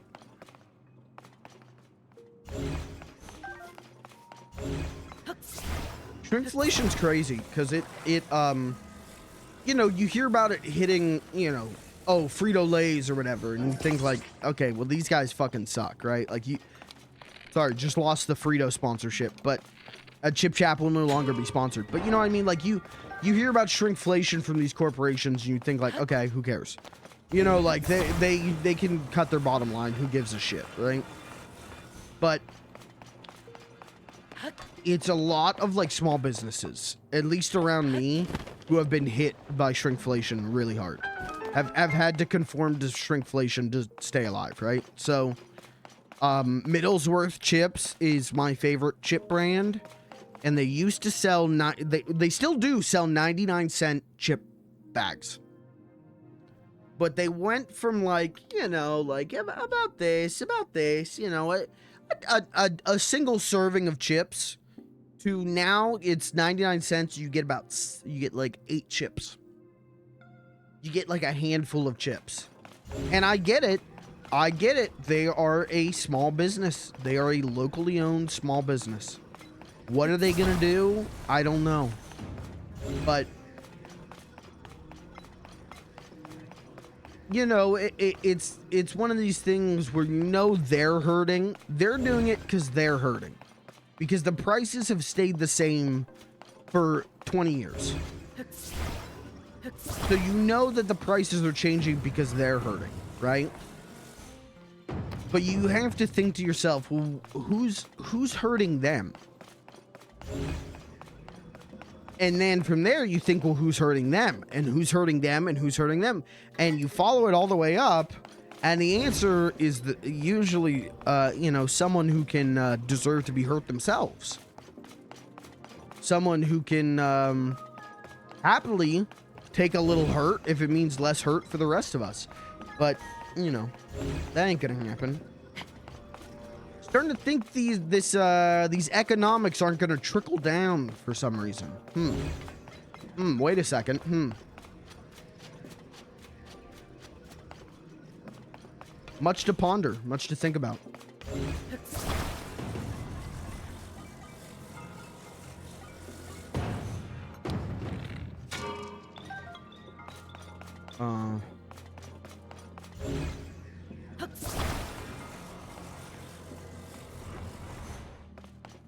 Guys, what's your favorite time that the economics trickle down? Go ahead.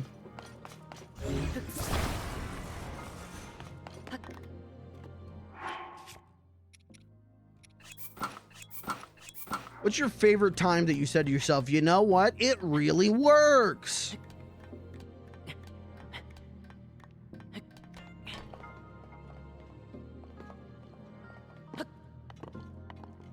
I'm not gonna like soft lock myself, right? I don't think so. You know, we do this. I think we just make a catapult.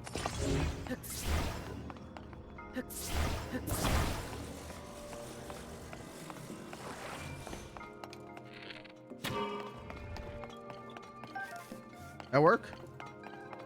Fuck yeah, that worked. Okay, I gotta wait for the ball to go in.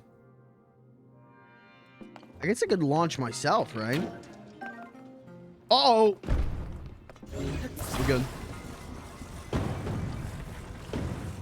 Is that ball ever gonna go in? Or is there, maybe there's two balls? No, I think it's just circling the drain over there. Are you fucking kidding? Please? Please, for the love of God. Thank you. Anyways, all right, what else is on my list I want to talk about?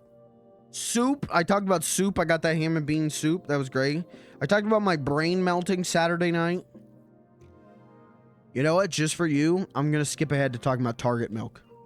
Just because you sat here with me, you listened to me ramble about shit, I'll tell you about Target milk.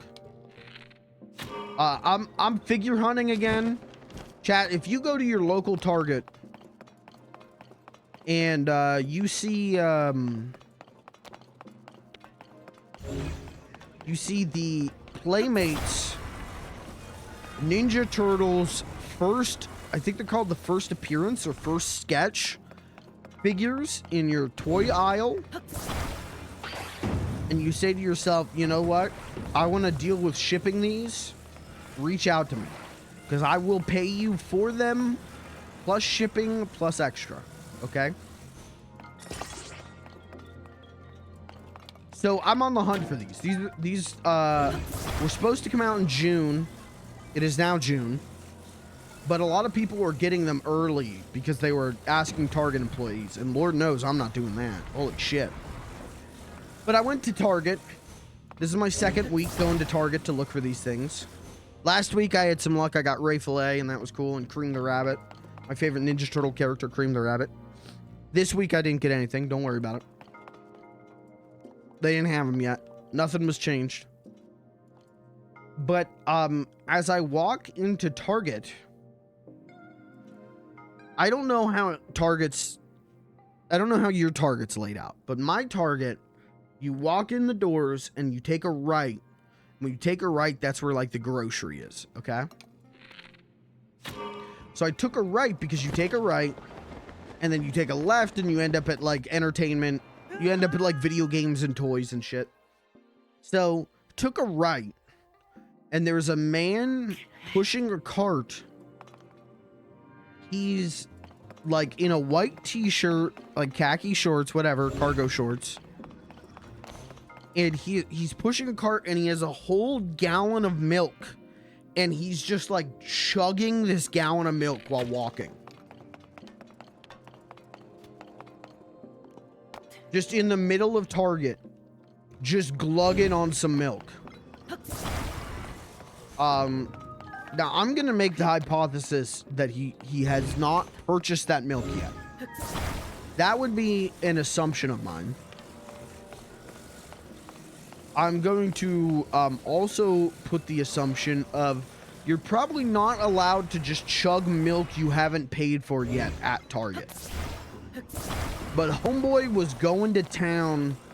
It's like the guy had a dairy deficiency that he was meeting that quota on today.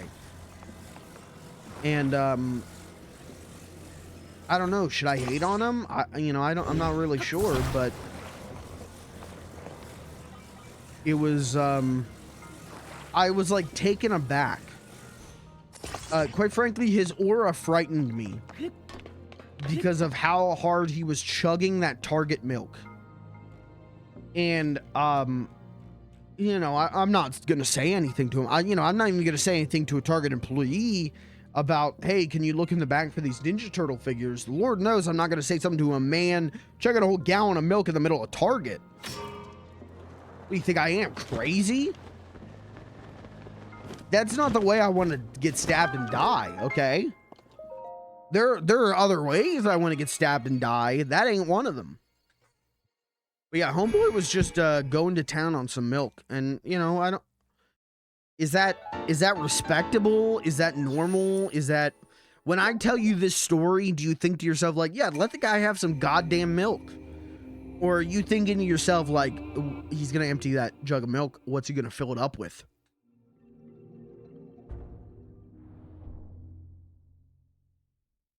Oh, jug's empty.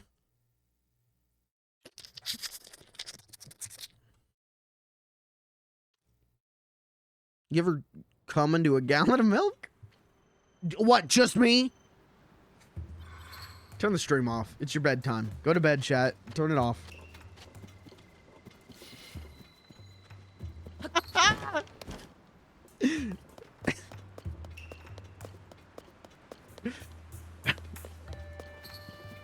If you're sitting there, if you heard that and you're sitting there thinking to yourself, what the fuck was that? Judge with one hand, jerk off with another. That's... I think that's just the the motto of people on the internet now. I think that's just the motto of people on the internet forever. I think that's how it's always been.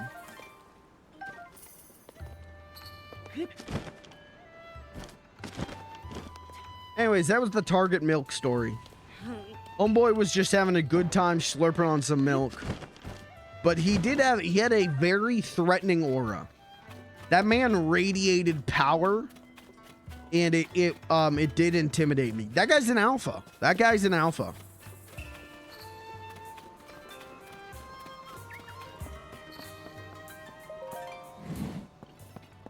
That guy is an alpha male in ways I will never be. And you know what? Godspeed to him.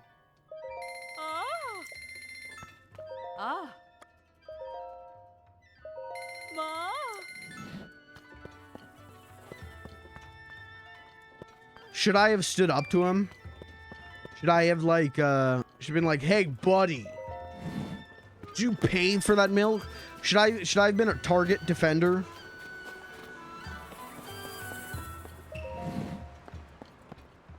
Probably not. I'm gonna say probably did the right thing and just letting him be. Hi.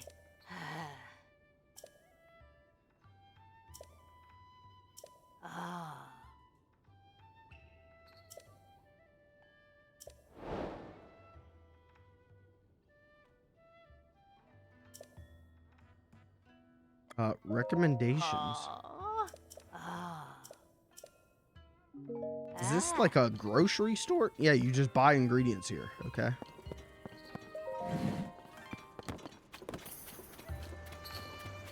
When I was a kid, my mom tried to get me to drink Danimals in a store in like Walmart before she paid for it.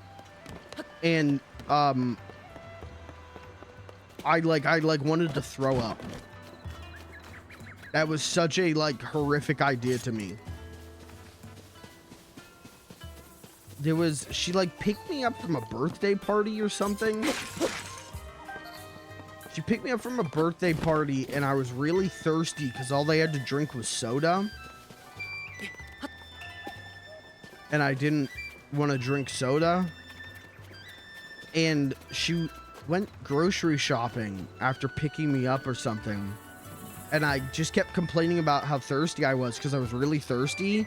And she like grabbed a pack of Danimals and was like, here, drink these. And I was like, but you didn't pay for it. And she's like, I'll pay for it up front. Just go ahead and drink them. And I was like, you can't do that. They're going to arrest us for stealing. No. And then, yeah, I after that, I like wanted to throw up. That was so scary to me.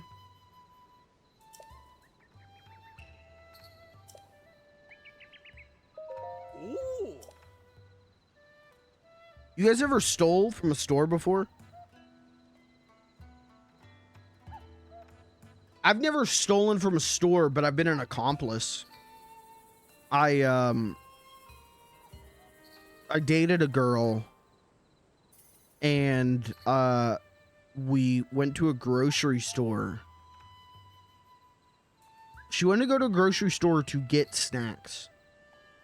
And we got in there and she like got chips and a drink and then just opened her backpack and put them in. And I was like, well, wait, aren't you going to pay for that? And she was like, no, there's no cameras. Oh. Oh, okay. Why? I just think you should pay for that. Oh, there's no cameras. Oh. Okay. All right. And then we left. She was a bad influence on me. I was a little bit of a bad boy myself. I said cuss words. I said piss. What of it? But she was badder than me, I guess. I don't know. I've never stolen before. I weigh the idea of any illegal activity. I weigh with the balance of is this worth ruining my whole life for? Is this worth going to jail and ruining my whole life for? And the answer is no, pretty much 100% of the time. So.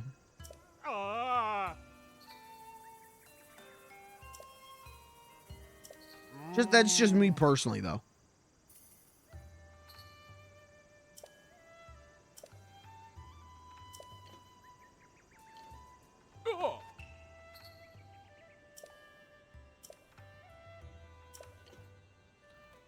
Oh, we're telling this guy what was on the slabs. Oh, no, we read one of the journals, so.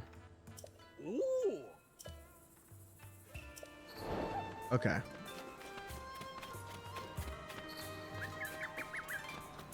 You should try stealing. What should I steal?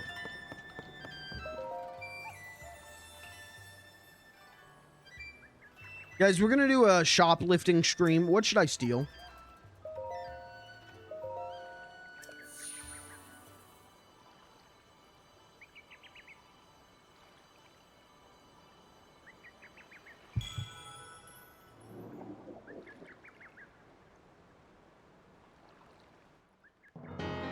Steal that Wu-Tang album that only has one copy and give it to me. Doesn't, what happened to that? Didn't what's his name? Pharma Bro? What was it, like Martin Shkreli or something? Didn't he buy it? Isn't like Bill Murray on that album or something? Or no, like the condition is if you... Fuck, what is it? There's like a condition that like you can do a heist with Bill Murray to get it? Or what am I talking about? Steal my heart? Are you telling me I haven't done that already? You tell me I haven't done that already?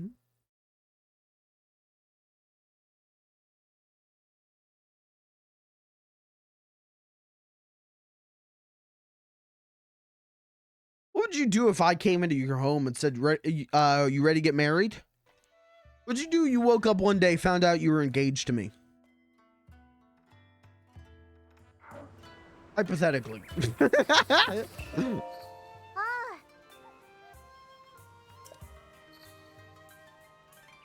Only 5 rubies? I'll take one.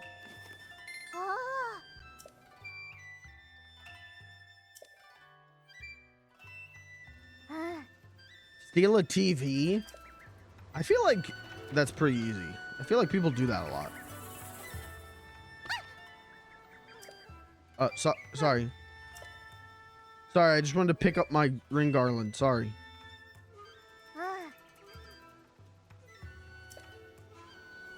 Did I pick it up? Pick it up.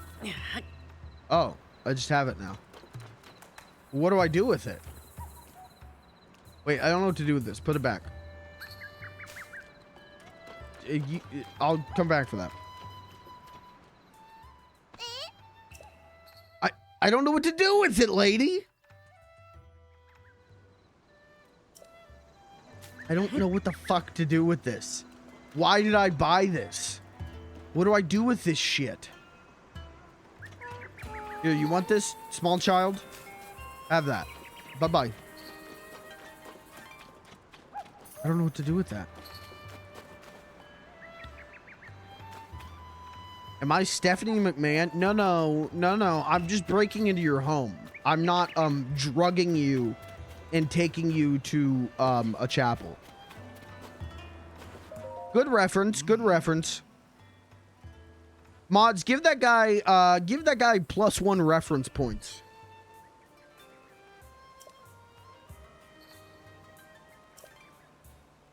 Oh.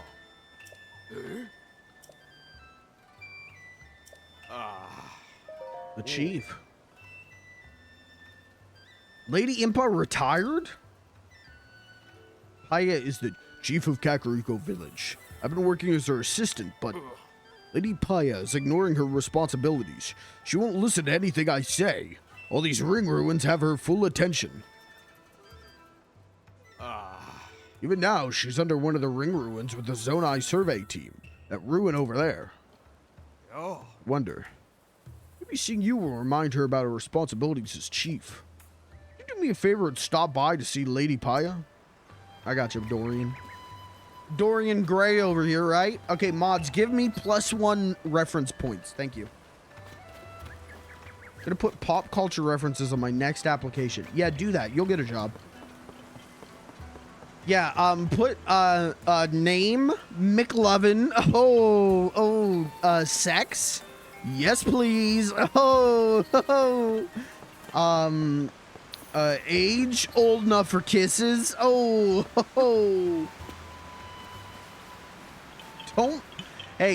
Don't put old enough for kisses on your job resumes. I'm gonna tell you, does not look good.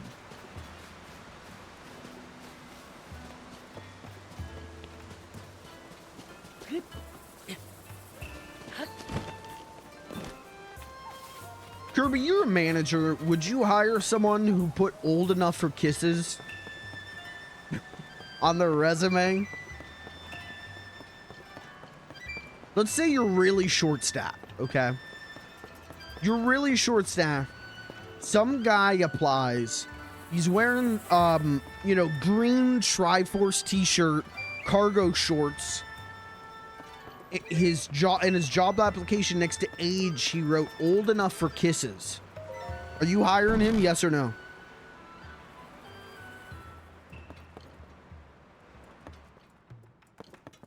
Not a chance. Wow, wouldn't even give him a shot. That's sad.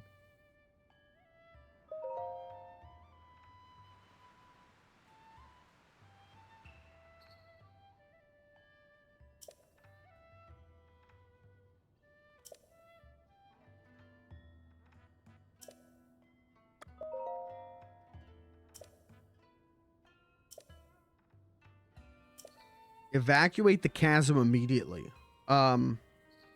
Me after Taco Bell. Oh my god. Oh my god. Oh my god.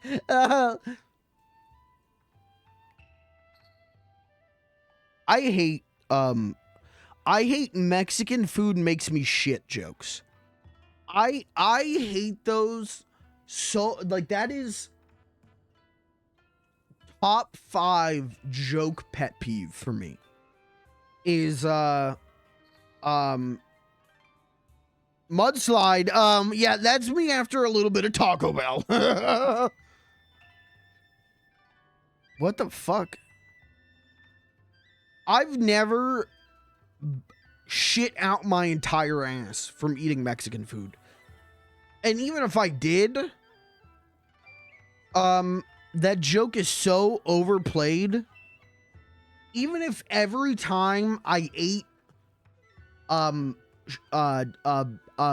taco, I fucking hot chocolate high velocity'd in my pants, that joke is so overplayed. It is so unfunny. Holy shit, I hate that.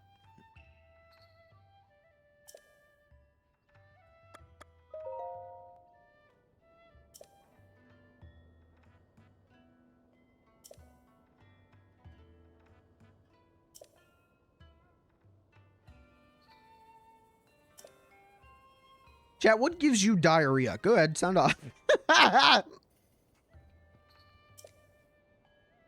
Dude, chat.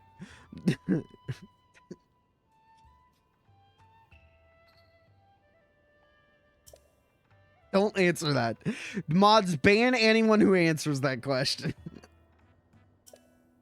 I don't need to know that. Nobody in chat needs to know that.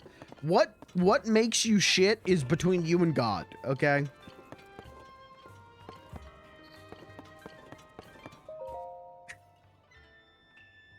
Journal of various worries. Yeah, that sounds like my journal. Holy shit.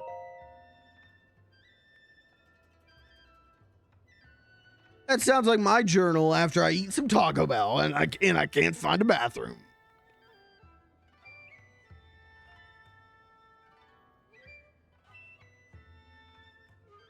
I need like a funny like sound bite.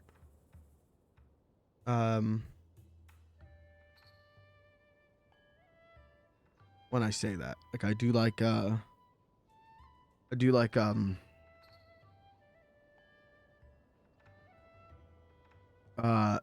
journal of various worries. Yeah, sounds like my journal after spending the day with my wife, and I can like hit like And now they're making Ghostbusters with only women. What's going on? Okay, that was too long. That wasn't. I need like a short.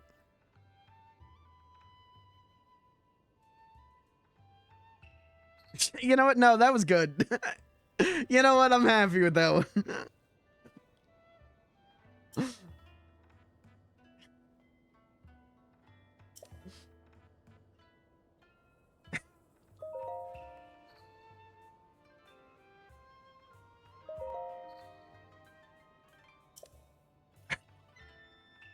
I was thinking like Seinfeld, like, but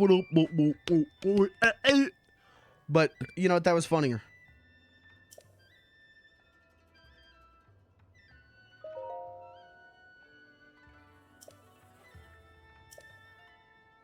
Why do we? This is just a journal of literally various worries.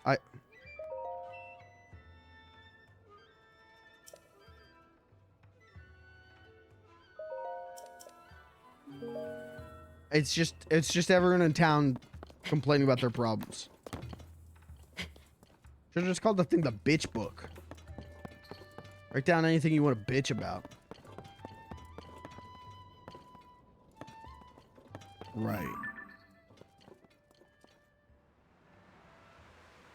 Okay.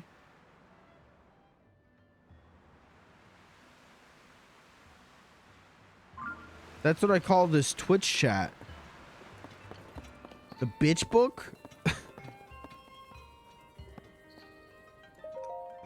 I mean, you're not wrong. Dude, we're gonna read Purah's diary. Uh-oh.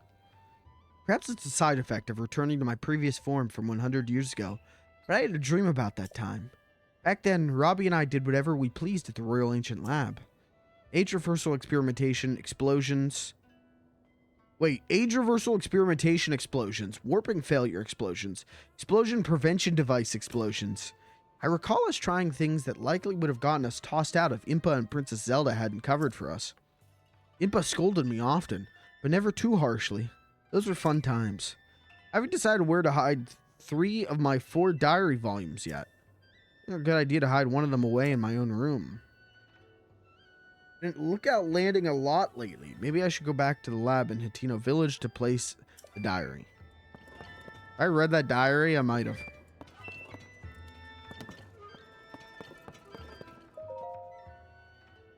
Paya's Diary of a Chief. One day, grandmother said to me, "You've grown up, Paya." It took me by surprise, so I simply nodded. She nodded back and said, "It's settled. As of today, you are the chief." And so it was. Suddenly, I was the chief. But what can I hope to achieve? Just like grandmother, I do have Dorian as my aide, for which I'm grateful. Yet for some reason, he seems troubled. Grandmother has become obsessed with old books. I'm hesitant to reach out to her with my concerns. I hear this chief's hat that grandmother has given me is too heavy for me to bear. Literally, it rather hurts my head. Hey, quick question. Paya is Impa's granddaughter. Pura,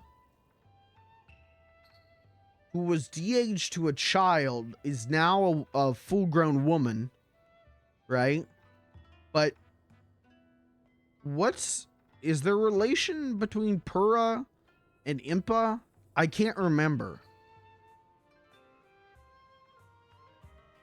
I can't remember.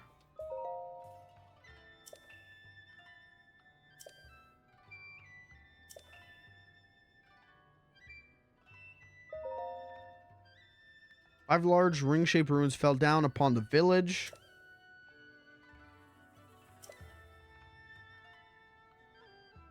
Right, so Impa's going around with Dingus in the hot air balloon to look at the dragon tears. I know that.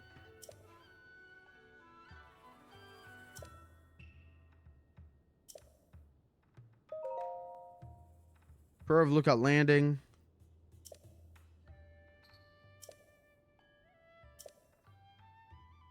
I'm only asking because I know there's a lot of people here with like white hair and everything, right? I'm only asking because Pura, Impa is like 100 years old, 100 plus years old. So is Pura. So I can't remember if they're like actually related, like if they're like sisters.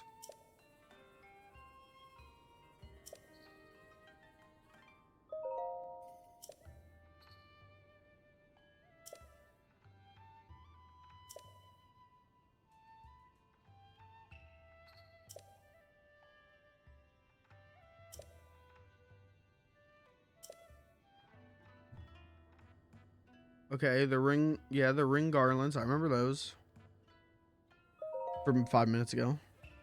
But what do I still don't know what I do with it.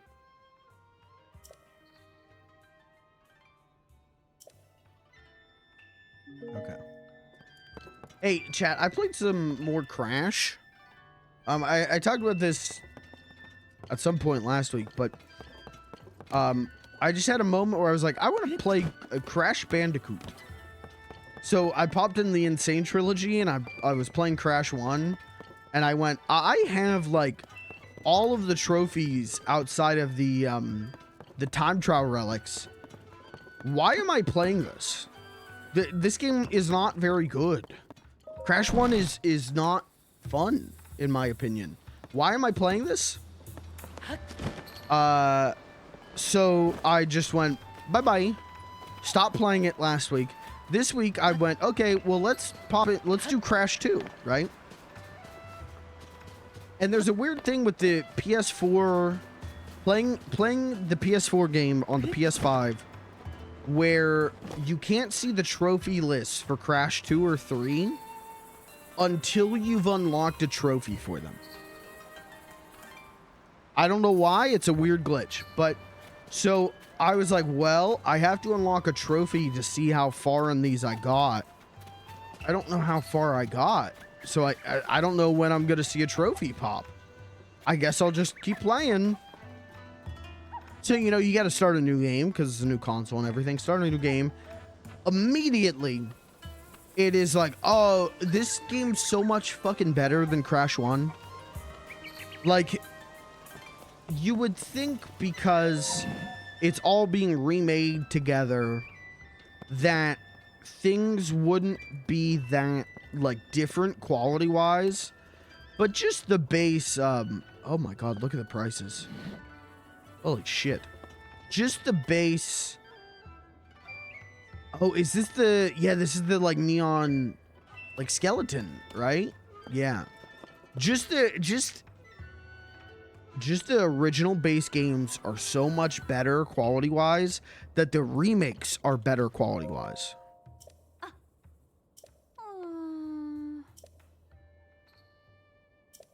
So immediately I'm like, oh, Crash 2 is just so much better. This is, I'm like actually having fun playing this. But how far did I get? I don't know. How far did I get? Crash 1 has always sucked. I don't believe that. I believe there was a period where Crash 1 was dope. I just think it has aged so fucking badly since then. And the Insane Trilogy version is absolutely the best way to play it because you don't have to deal with all the save issues and shit. But it is real rough to go back to. And I wonder how many people bought the Insane Trilogy. How many people don't know Crash? Bought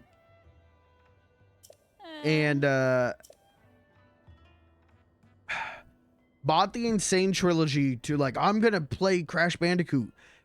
Started playing that first one and went, fuck this. Holy shit, I hate this shit. Before they ever got to experience Crash 2 and 3. Now, I personally think the Insane Trilogy versions of 2 and 3 are at least inferior graphics wise, but you know, they're still pretty all right.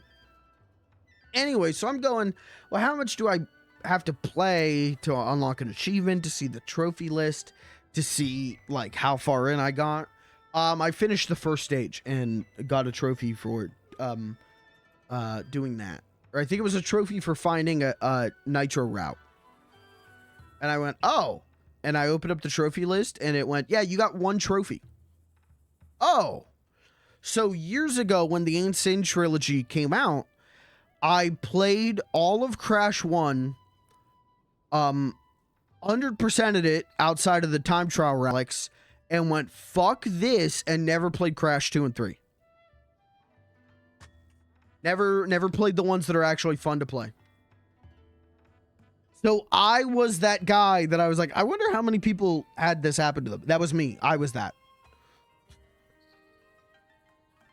But I'm also like, you know, I'm well versed in Crash 2 and 3 because I've played them. I think I've only 100%ed Crash 3 once, but I've 100%ed Crash 2 at least twice on PlayStation 1. Because I love those games. I think they're great, but...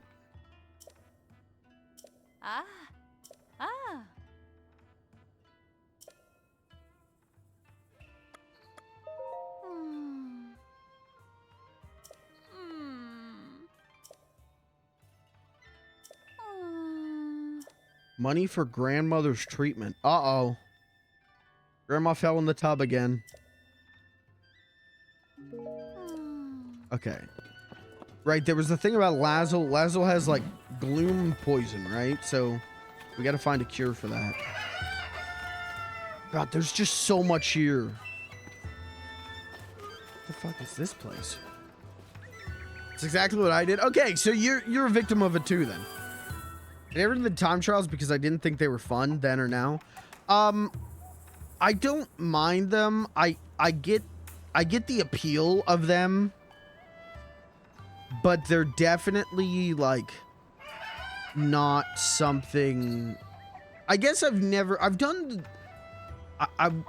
think my second playthrough of Crash 2, my second 100% playthrough of Crash 2, I did end up doing the time trial relics, and I don't remember liking it very much. I get them, I get the point of them, but I've never been that big of a fan. But they're, you know, they're inherently like a part of Crash now. So it is what it is. But yeah, Crash 2, hey, fun. Hey, who'd have thought game, universally loved video game with a alright remake is fun. It's pretty good. I still want to play Crash 4 on stream. I should do that at some point. I guess maybe after I finish Crash 2 and 3 on the remake, I'll play Crash 4 on stream.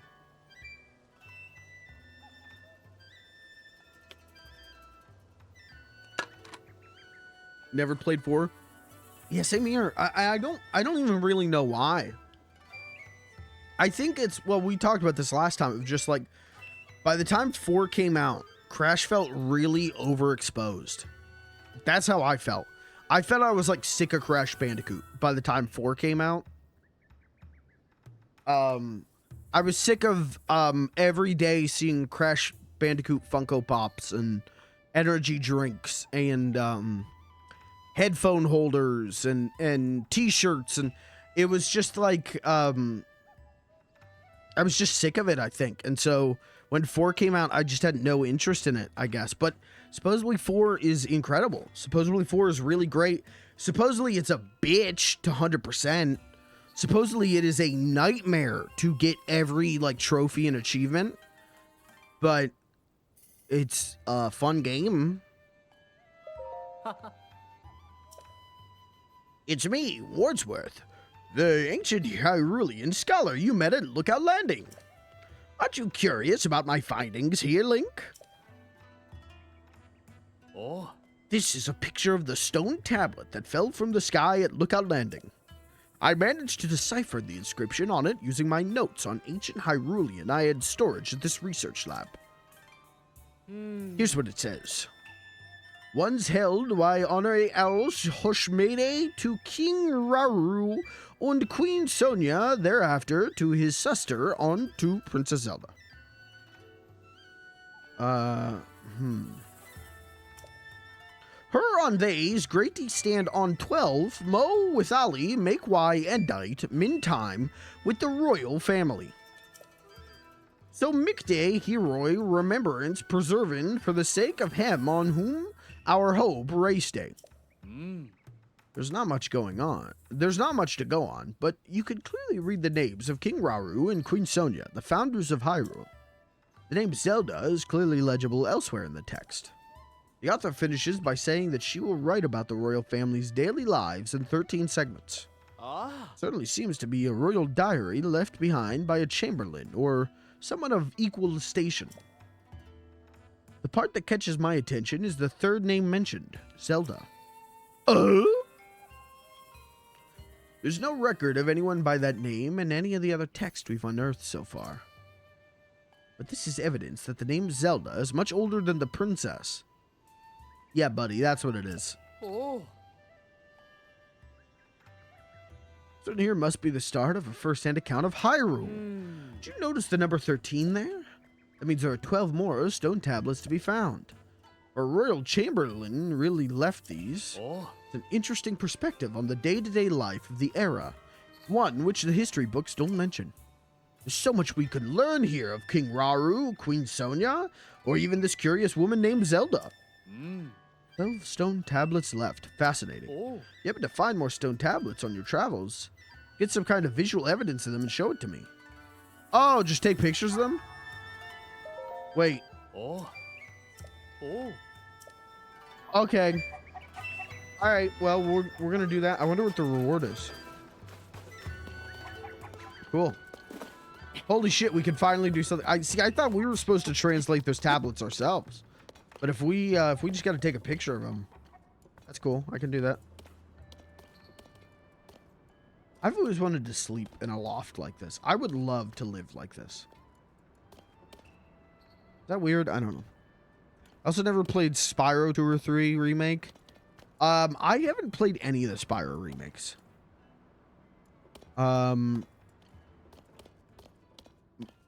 Again, totally good and fine remakes.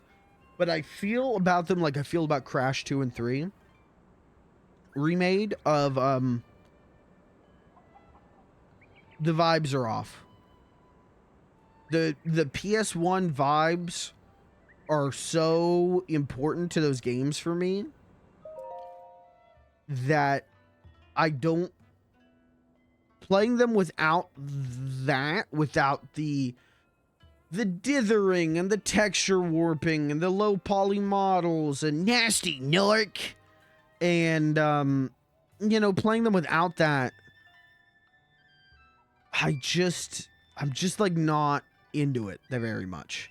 Crash, now I'm enjoying playing Crash 2 and 3, you I'm enjoying playing Crash 2 Remake, but honestly, after I finish it, I don't know why I would ever go back. Like, I'm going to play it and get the trophies and go, well, that was nice.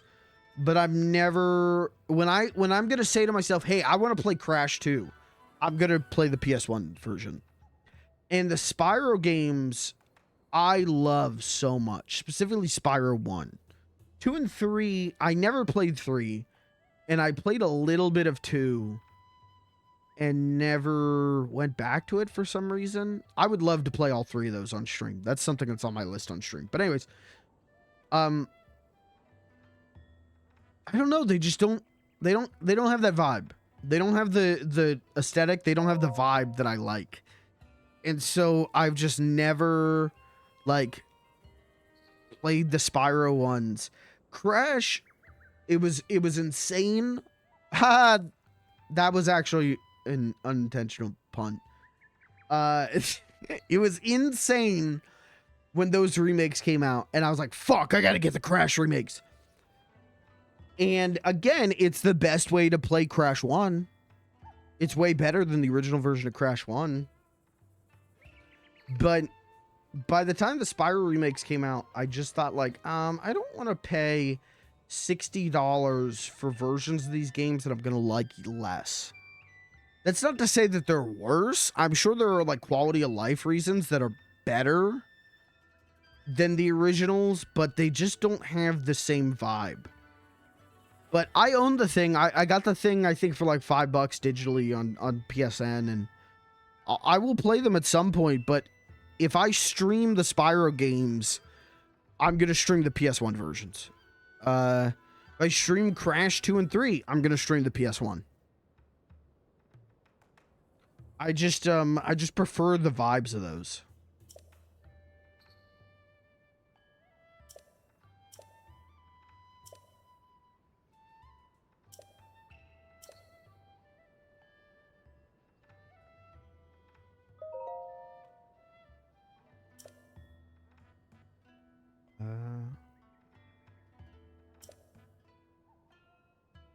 Wished him a good morning. To that he turned to me and said, "Ah, Calip.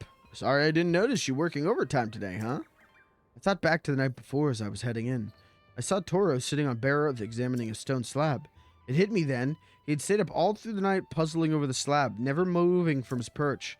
I felt a profound envy of his abilities to focus so completely that the passing of time escaped his notice. Hey, Calip and Toro? Hey, happy Pride Month.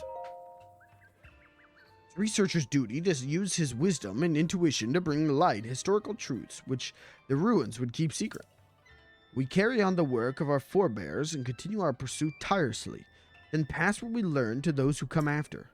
Our leader, Toro, understands well that this is not a task that can be completed in a single generation. He says this is why he wants to make so many discoveries, even if the credit to whom they belong is lost. That's the sort of man Toro is, but I, Dr. Calip, won't be so easily satisfied. My discoveries will be noteworthy, to be sure. It is my name that I want to live on forever.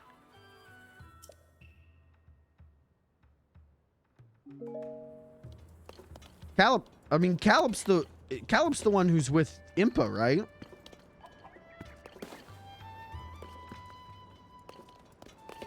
Fuck it, they gay. Fuck it. I've decided they're gay. Happy Pride Month.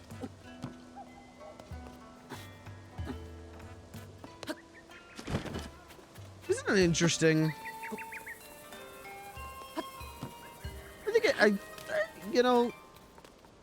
I think gay Zelda characters would be nice.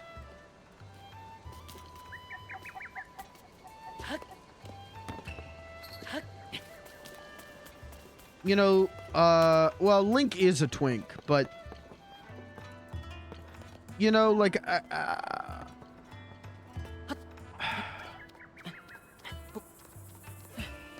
think having gay Zelda characters would be nice. There's enough romantic relationship shit that goes on in these games where it's like, yeah, they should probably put a gay couple in these games somewhere, and not in a Disney way of like, Here they are, 2 NPC villagers in Kakariko Village are Zelda's first gay characters, but like in a substantial way, you know. That'd be cool.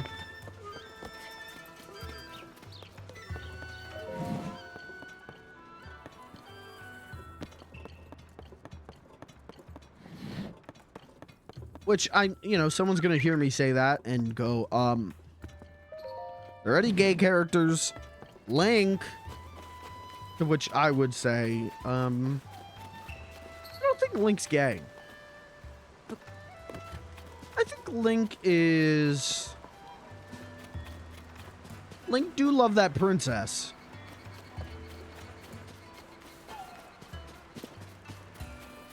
I think there are a lot of ways you could play around with Link to make him LGBT. But I think at the end of the day, Homeboy loves the princess. I think at the end of the day, Link and the princess really are love each other. You know, they really are like soulmates.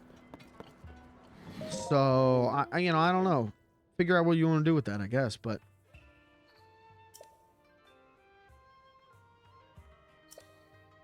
oh, is this Grandma? Oh, she got that gloom. Uh-oh, Grandma's dying.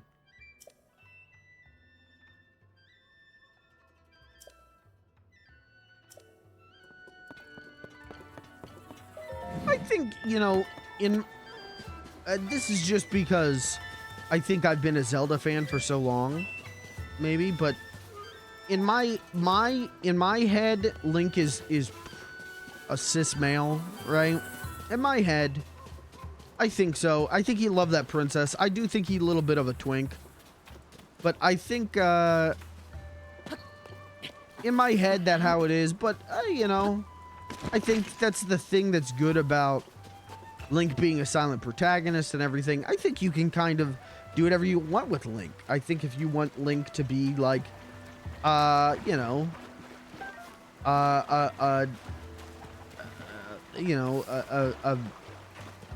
sorry, why the fuck am I stuttering on this? If you want Link to be trans, there's nothing in the text that says he isn't, right? Like, there's nothing in the games that says no. If you want Link to be bi, there's nothing in the game that says he isn't. Fuck it, why not, you know? Homeboy does cross-dress, right? There's nothing in the games that speak against that. I just... I think for me, it just comes down to, at the end of the day, I think Link's defining character trait, of which he does not have many, or even maybe only has one, Link loved that princess. Link will do anything in his power for the princess. Homeboy loves his royal GF. So, I think that's the, you know, characters have some aspect of them that is like unbendable, unmendable, changeable. I think that's Link's, is he loved that princess. I think, okay, I'm just stealing this person's fruit. Whose house is this? My beloved husband always gives it his all, working in service of others. I admire that about him. He's been working himself to the bone ever since being granted the honor of guarding Lady Impa. I wish for him to always be in good health and good spirits. Tough meat stuffed pumpkin. Okay. Hot buttered apples. Okay. Energizing honeyed apples. Okay. That's the appeal. You can do whatever you want with the characters. Dude spent weeks not doing shit to help out his soulmate. I mean, that's game time. Yeah, like the canon text, right, is that Link will save the princess, right? That is the game. You can't you can't just say fuck it and go farm and Zelda saves herself. Link will save the princess. And I think specifically with this incarnation, I think there is enough in the text to say that they are a couple. I think it's probably the first time that the games pretty explicitly say that. But I think this game says that.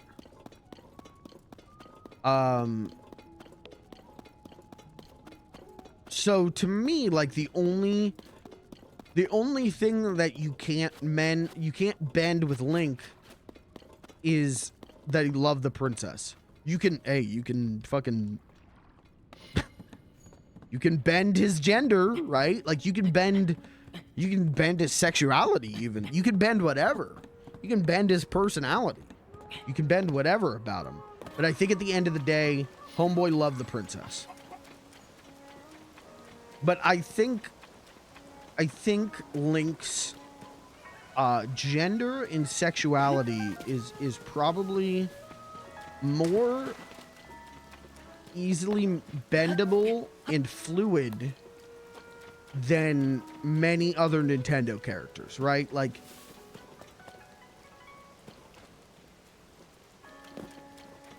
I don't know if I would buy Mario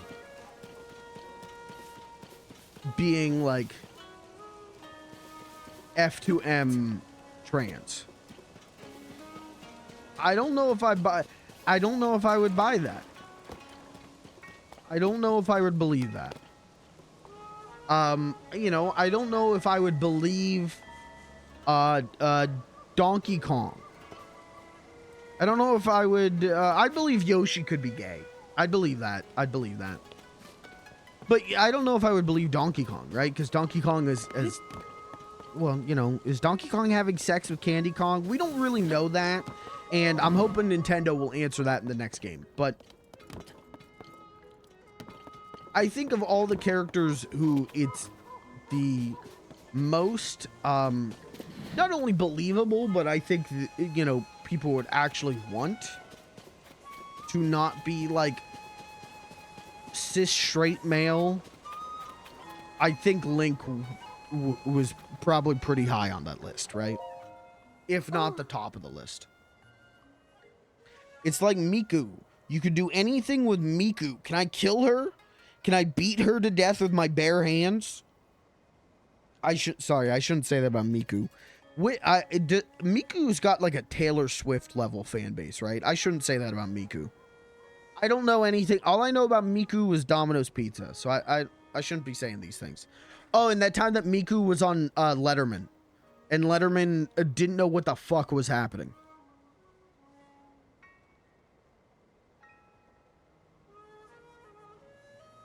You guys ever seen that?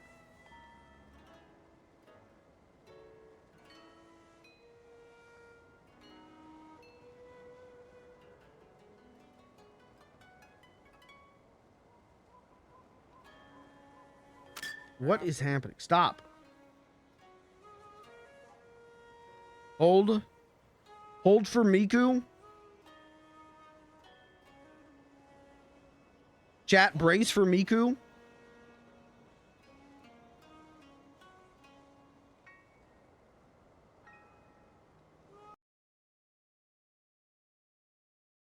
Oh boy.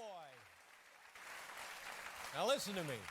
Our next guest is a computer-generated Vocaloid personality from Japan. And she is here in support of her expo in New York and Los Angeles. Ladies and gentlemen, please welcome, making her network television debut, Hatsune Miku. Okay, I can't play you any of the music because I'm going to get DMC claim, but yeah, Miku was on Letterman. Yeah, Letterman let Miku on. I don't have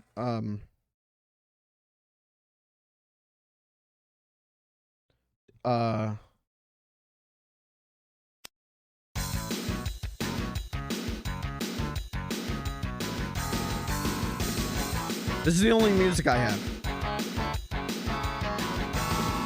Sing it for us. I don't know the words.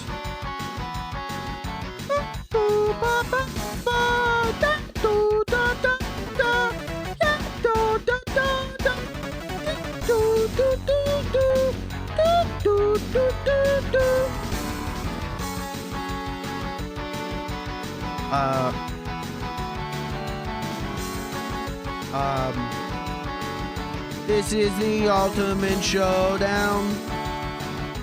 Bad guys, good guys, and explosions as far as the eye can see. And only one will survive. I wonder who it will be. This is the ultimate showdown of ultimate destiny. Oh, it stopped.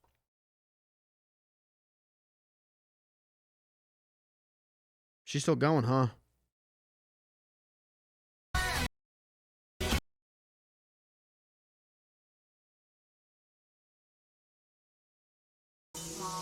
Can they DMCA me if I played at 2x speed? Oh shit, wrong one. Oh, well, chat, now we're watching a 30-minute video from Northern Lion's editor about how he edits a Northern Lion stream. Fuck. Don't worry about that. Hold on, could they DMCA me if I played at 2x speed?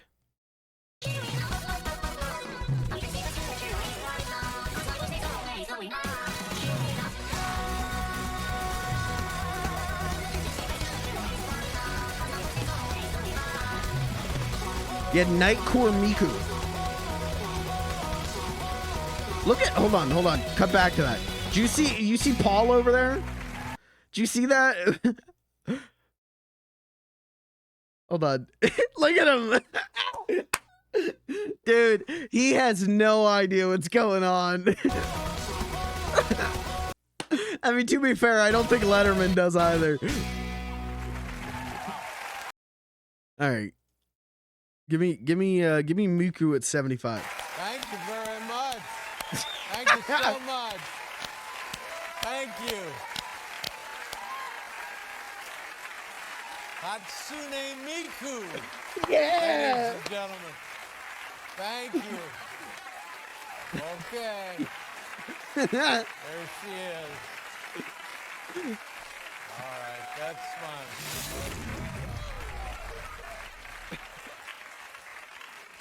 All right, give us a joke, Letterman. Like being on Willie Nelson's bus. Oh, uh-oh. You know? Thank you, everybody. Good night, folks. Good night. Good night, Miku. Do you guys get that joke? Because Willie Nelson smokes weed. So Letterman's saying, dude, that was like weed. Think of everything Letterman lived through to get here. You could play, you could play like 5 degrees of Hatsune Miku, and you could quickly draw a line to Rodney Dangerfield.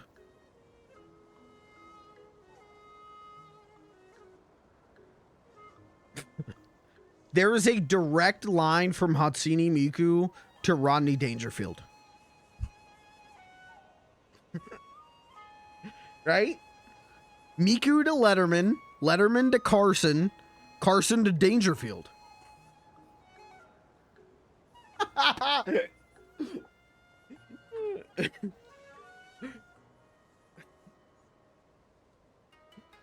get no respect at all. My wife, Hatsune Miku, programmed her the other day to show me a little love and affection.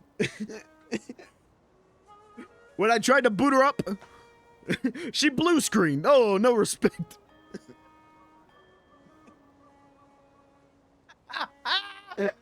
You know, all right, chat, help me remember this. Someone please remember this. I'm saying this to you. I am begging you. Help me remember this.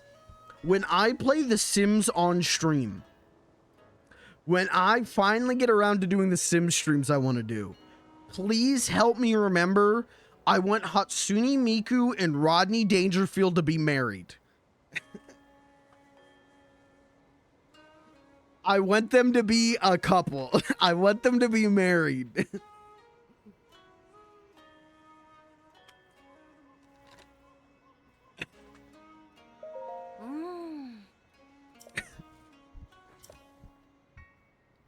Have some sort of relationship with the gloom.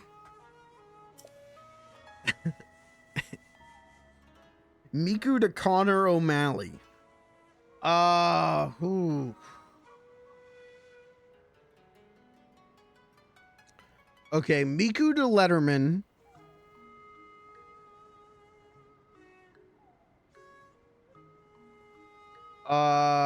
Didn't Connor O'Malley like intern on Conan?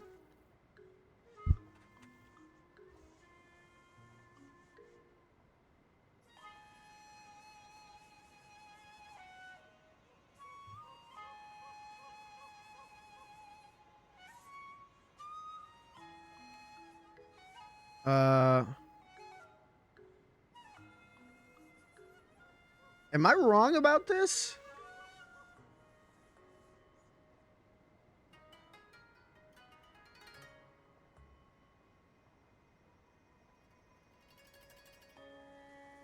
I might be wrong about this. Okay, well, we'll do Miku to Letterman, Letterman to Conan. Conan gets us a lot. I mean, Letterman would too if I knew more about Letterman. But Conan gets us a lot. Conan to Michael Lorne. Michael Lorne to Connor O'Malley. Because Connor O'Malley, didn't Connor O'Malley, didn't he write for SNL for a little bit? He did, because he quit, right? Oh, maybe he didn't do SNL. Did he not do SNL? Oh! Okay, well, we do Lorne Michaels to 80 Bryant to Connor O'Malley. Because he's married to 80 Bryant. And 80 Bryant's on SNL.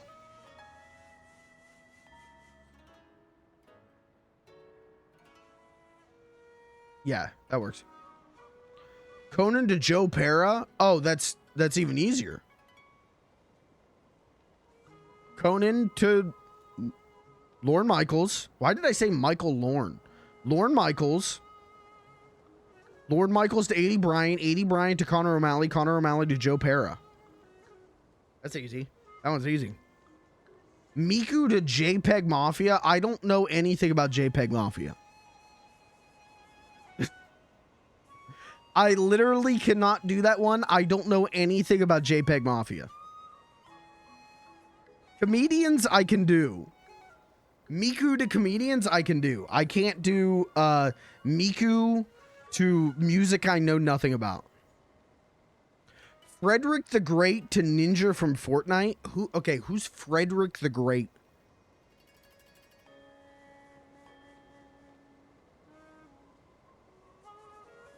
Frederick the Great. Former King of Prussia. Yeah, I don't know anything about him.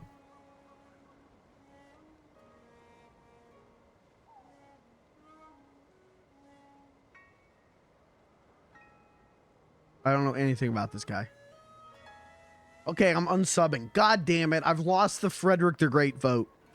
God damn it. The Frederick the Great heads are leaving. Shit. Oh.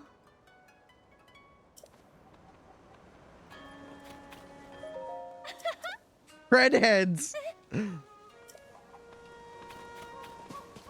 Okay, Frederick the Great. Who am I doing? Frederick the Great to Ninja. Okay, Frederick the Great to Jeanette McCurdy, because iCarly. Jeanette McCurdy to Miranda Cosgrove. Why did I not do that one in the first place? Oh, I don't know. Okay. Miranda Cosgrove to Josh Peck. Josh Peck to David Dobrik.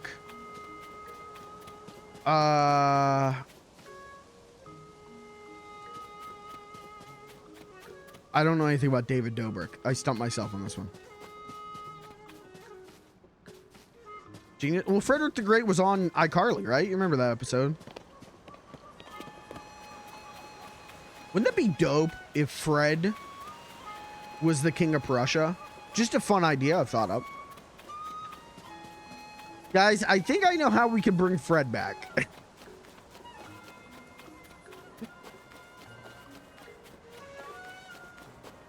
Miku, Letterman, Jay-Z, Kanye, JPEG Mafia. See, I didn't know that Kanye worked with JPEG Mafia. I don't know anything about JPEG Mafia. Oh, it's Toro. Like the mall? Dude, that's what it is. Fred, if you go to King of Prussia near Philly, Fred is there. You can meet Fred there.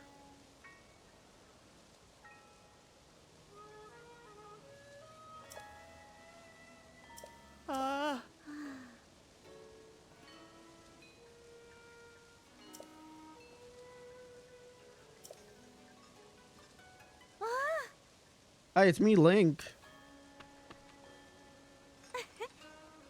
So happy to see you again. Me?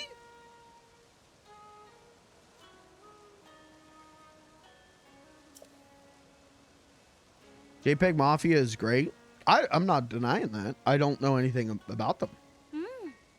Other than I know that they go by Peggy, and I've heard some JPEG Mafia, and it's not for me. Can I ask a legitimate question? No. All right, go ahead. You just did. Okay, good question. Okay. Why did people get horny over that character? She's not even dressed suggestively. I don't think people were horny over Paya. People were horny over Pura. I mean, people were probably horny over Paya as well, but Pura's the one that everyone went horny mode for. But I think the answer is the same for both. Woman is cartoon woman. There's a woman in my video game. I have to masturbate. Sorry.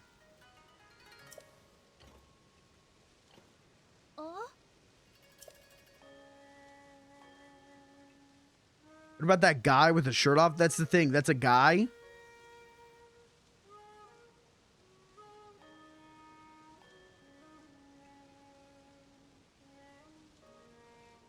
Sorry. That's a guy. Sorry, I can't fantasize that they're submissive and breedable to me. Because I have no action in my own real life.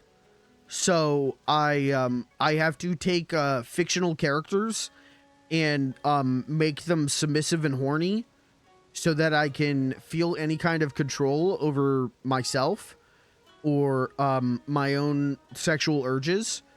So I can't do that with this buff alpha male. I have to do it with any woman I see in a video game. Thank you.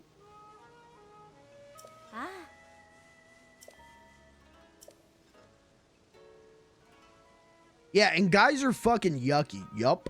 That's what I'm saying. Happy Pride Month.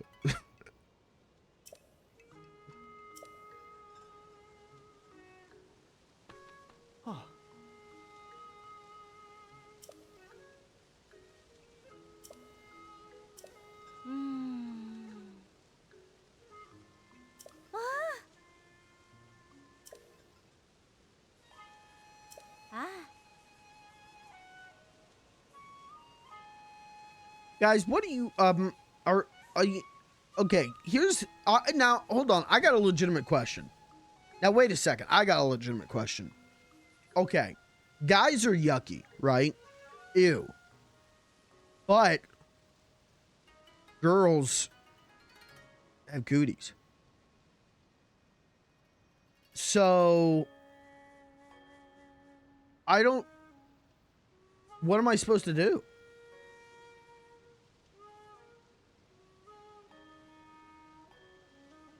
Guess I gotta kiss boys. I don't know. Guess I gotta kiss some guys. I don't know. What's a fella to do?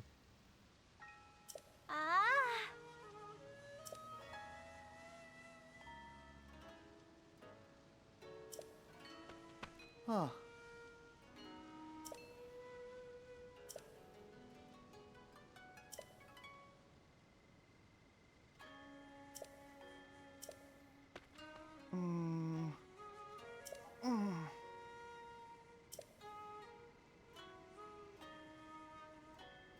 Huh. I'm in trouble squaring your story about... Oh, dude, the fake Zelda told these guys not to go to the ring ruins.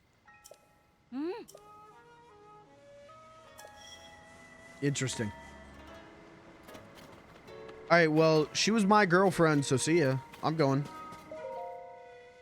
Who the hell is this? Who is this guy? Oh, this is Calip? This is Dr. Calip? He looks like Tim Cook from Apple. An amateur like you, buddy, I'm not an amateur. Okay? That's my girlfriend. I'm allowed to defy her orders. Oh.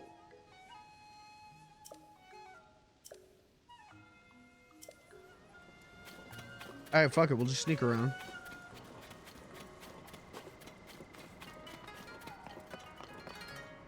Let's go up and over.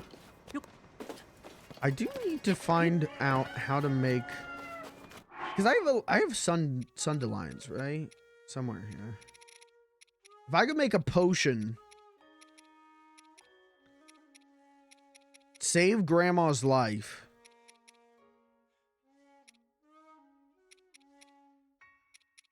God, I got so much stuff I gotta do. Where's my... Safina's... Here we go. I got 34 Sundelines. If I could make this... do a gloom potion, I can save Grandma. I also have the honey that I could give to the drummer man, and then drummer man will go wake up the Great Fairy, I think. Is he part of that? And I can upgrade some stuff with the Great Fairy. We got this whole thing for sneaking around. We got the 12 pictures we can take. We got a lot of shit we can do now. Huh. All right, well, let's do this first, because this is plot stuff. Let's put on our sneak uniform. He's going to sell you the new Sheikah slate. He's going to put out an ad where he crushes all these ingredients to make the new Sheikah slate, and then everyone in Kakariko Village is going to get really mad.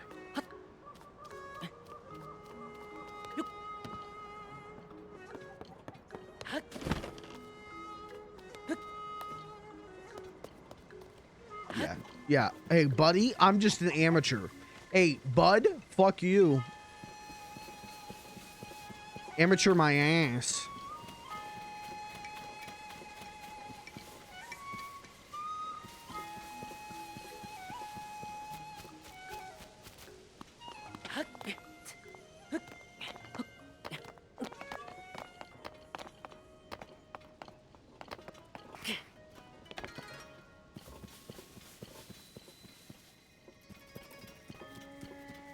I think this is is this the way? In Breath of the Wild, like I said, oh, there's honey. In Breath of the Wild, there was a shrine, and then there was like the Great Fairy, and that used to be my go-to. All right, we gotta smoke these guys out. Let's get some honey. Are you guys honeys? Hold on, any honeys in the chat? But do you guys like honey? Do you guys like do you in your fridge right now? Do you have a thing of honey?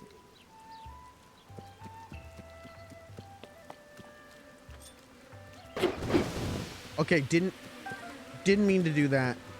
Didn't you know, that kind of worked though.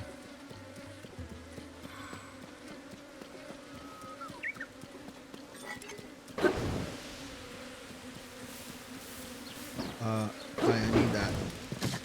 Hi, the bees.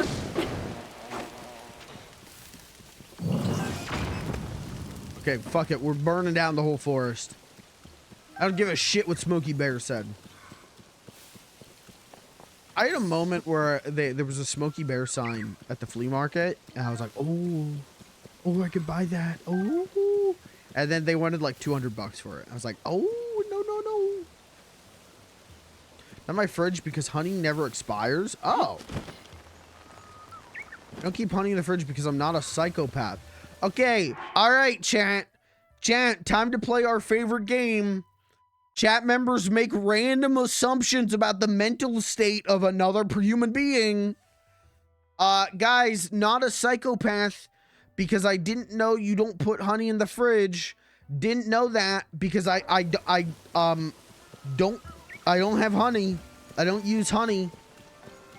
I don't know what I would use honey for. Not a psychopath. Oh, I'm not a fucking degenerate racist. Because I don't put honey in my fridge because I don't I don't hate women.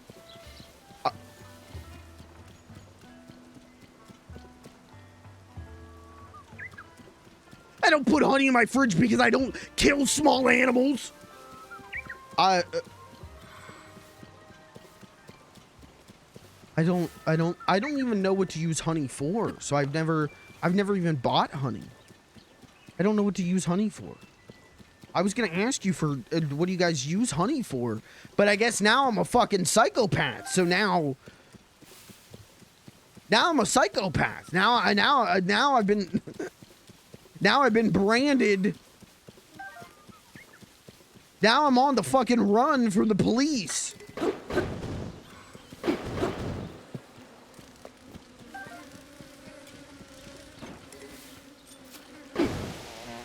Do I deserve the death penalty because I thought honey goes in the fridge?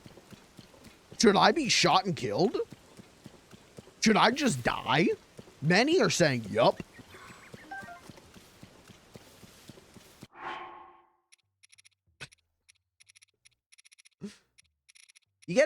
Chat, instead of thinking, here's the thing. If someone says something wrong, let me give you a piece of advice.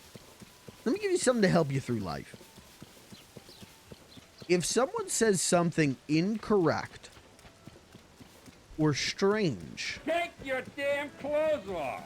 It is better.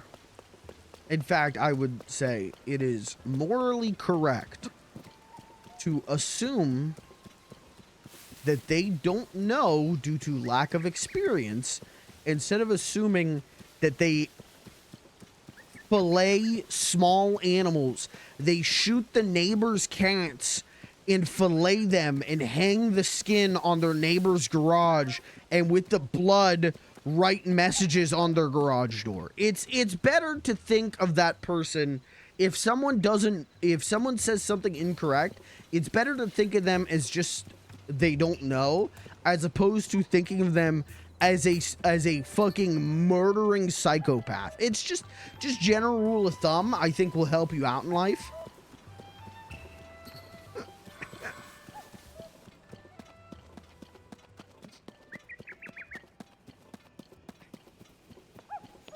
If someone says, yeah, man, do you guys like leave your butter out, right? Like you guys, like you take a stick of butter and you leave it out, right? I think it's better to go, oh no, you should probably put that in the fridge.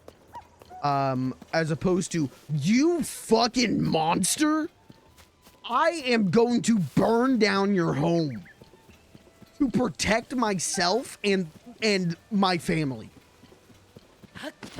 Probably better to just say, oh, you shouldn't do that. Can't a guy be a psychopath and like honey anymore? You can. You can. But you can't. But if you put it in the fridge, I personally am going to burn your home down. I personally am going to report you to the police, burn your home down,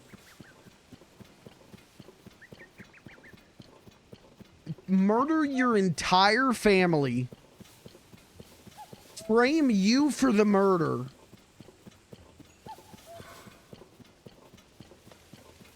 bribe the police to launch a 28-hour interrogation that drives you insane to the point that you confess to the murder, make sure they're recording it, take the footage, edit it into a criminal psychoanalysis video, upload it to YouTube, and get big streamers to react to it.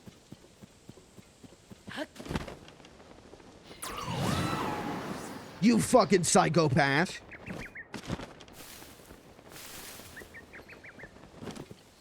Where am I going? I don't know how I got here.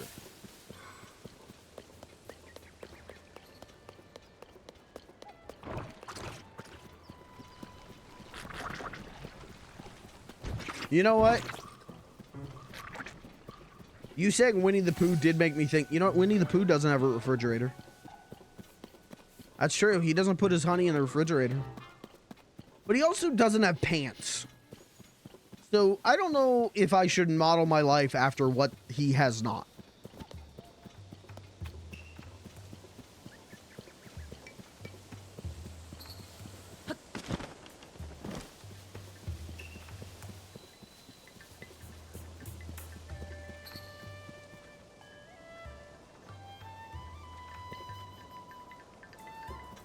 You guys hear that? Can I just jump over that? No! Uh-oh. Uh-oh.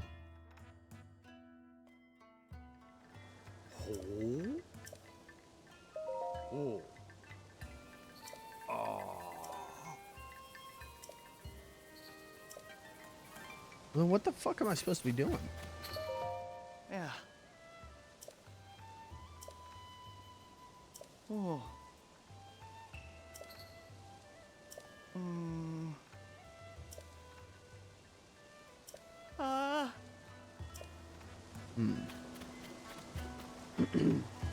Back on your side, honey in the fridge.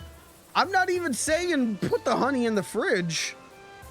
I just wanted to know if you guys had honey.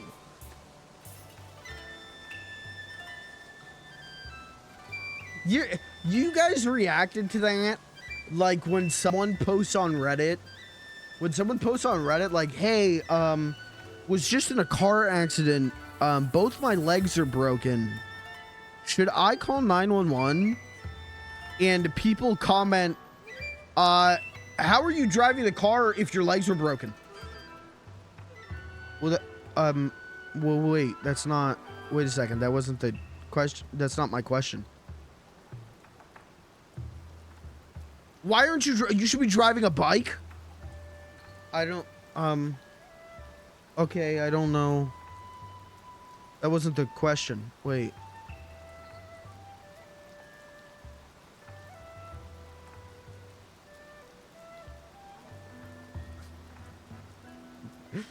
Oh. Oh, bother, Piglet. I need a Samsung smart refrigerator to keep my honey nice and fresh.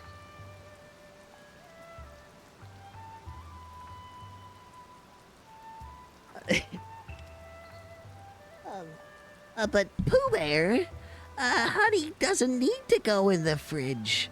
You fucking psychopath.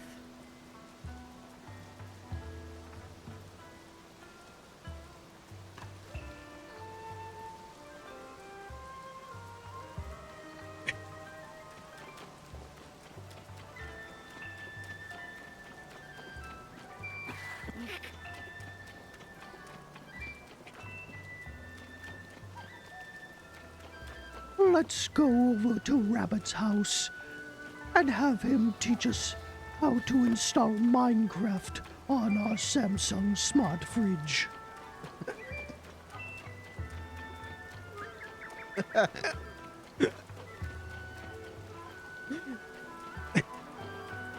Pooh Bear, I don't know how many times I have to tell you. You can't play Minecraft on your smart fridge. Oh, bother. And Christopher Robin and I were just about to do a Feed the Beast server.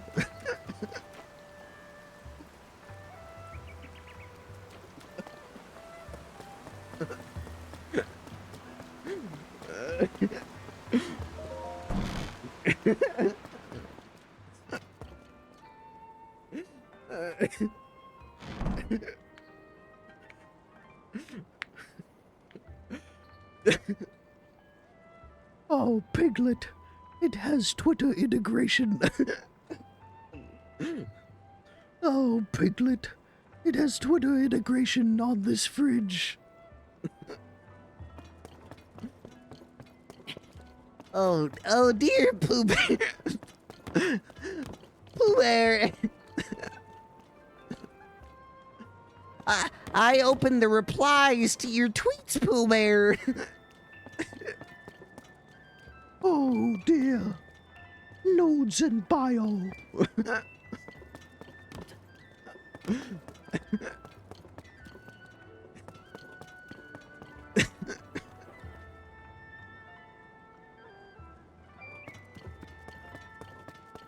It sucks. It sucks. Cut the bit. Cut the bit. Oh.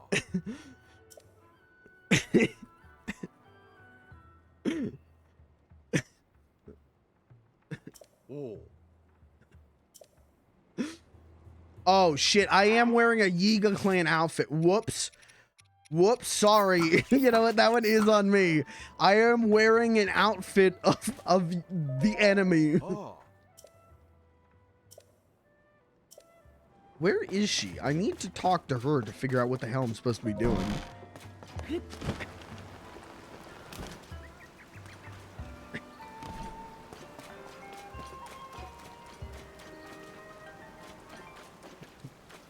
Oh, bother. It makes me so upset that Stellar Blade's costumes were censored.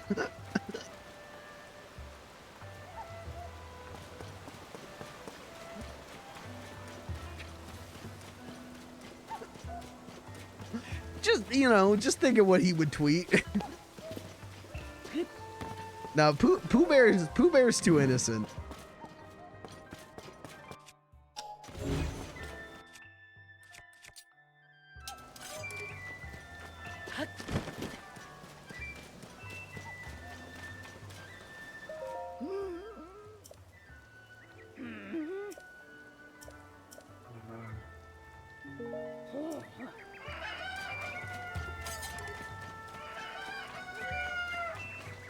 Pooh Bear would play Minecraft. Who would play Minecraft, but he builds a house out of dirt and then just stays in the house all day. He doesn't do anything else in the game.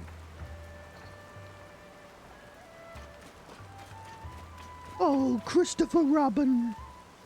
Would you like to see my Minecraft house? I've made it out of dirt. Just like 6v6 dirt square house. Pooh would only play on.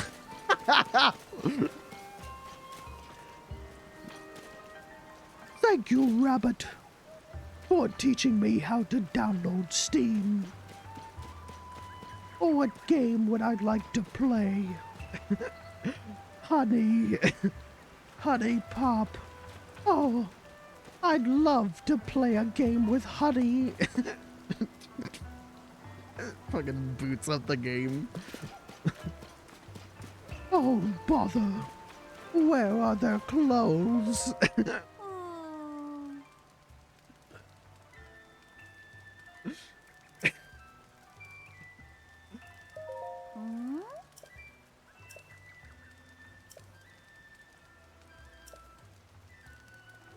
Oh, hey, you want some Sunderlion with that porridge? Alien rice, fresh milk, wild greens. Rice, milk, greens. Rice, milk, greens. Okay. Rice. Do we have milk? Do I have any milk? Milk. I might not have any milk.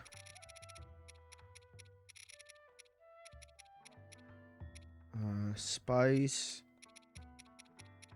Milk. Okay, I need milk. I got greens. No, that's herb. I need greens. Where are my greens?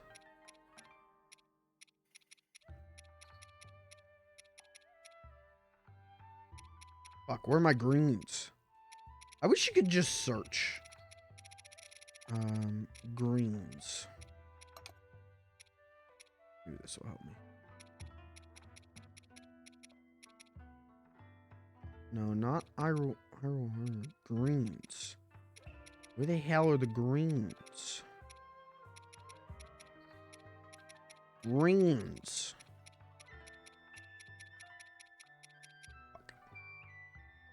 Whose house would get blown up by a creeper and he wouldn't know that you could repair it? Pooh Bear, what happened to your home? Oh, bother. A creeper showed up and blew it up. Pooh, you know you can rebuild it. Yeah, but then he would say something like so insightful and beautiful, it would like pierce our soul, right? Like he would be like,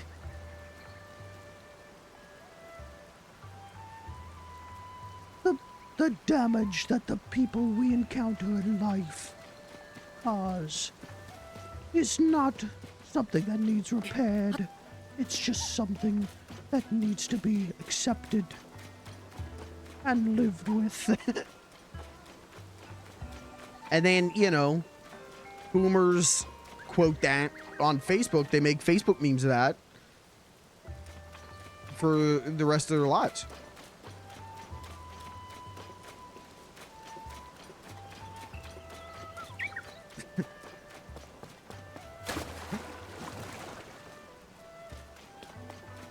I like that there was, I gotta be honest, I like that there was a little bit of shock that I can do an okay poo impression.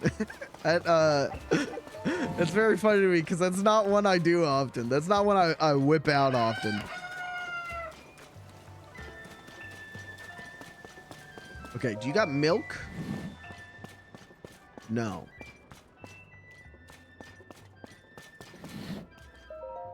That was one I didn't even know I could do until like a few years back. That's not one that I like practice really hard to do. I just honestly, it was the I did that Doki Doki Literature Club stream that was abysmal, and I like that stream learned that I could almost do an okay poo impression. So I just did that. What the fuck am I supposed to be doing? I can't. I mean, I could go get the ingredients to wake up Grandma. I need Paya. Where the hell is Paya?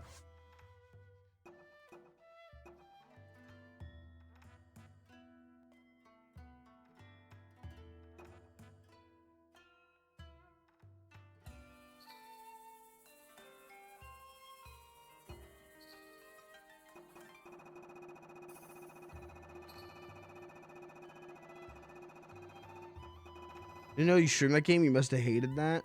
The game's cool, but holy shit. Yeah, visual novels I will never play on stream ever again.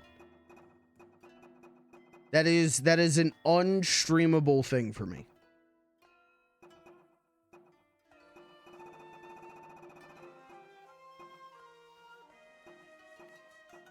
Where the fuck is Paya?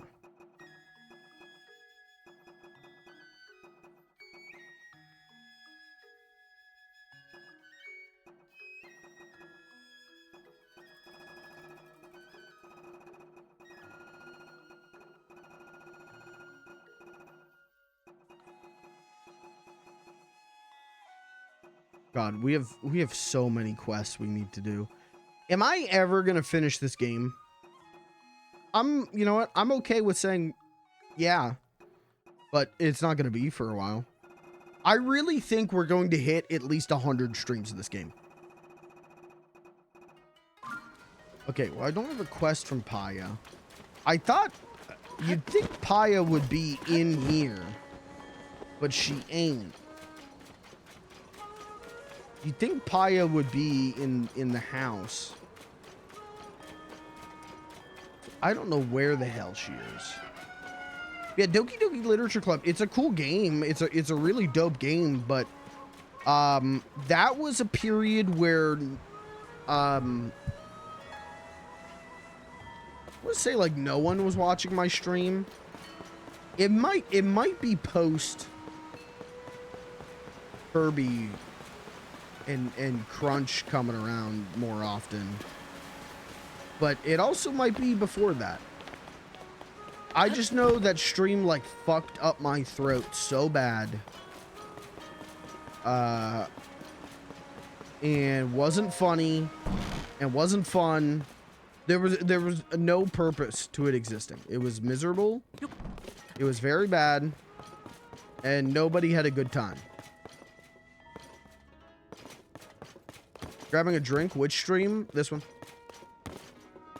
No, Doki Doki Literature Club. Where the fuck is Paya? Do I just say fuck it and just go?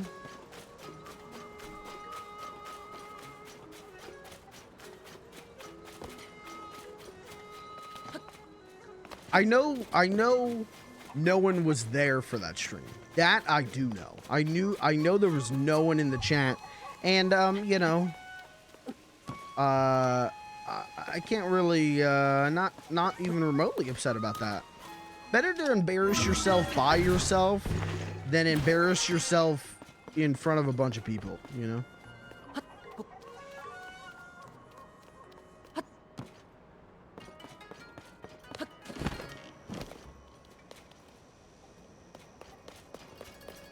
Okay, so if I cross the red tape, this guy's gonna shit his pants, right?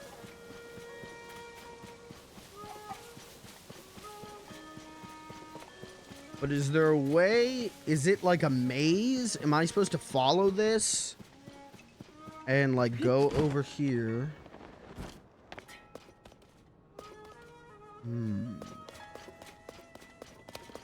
This might be it.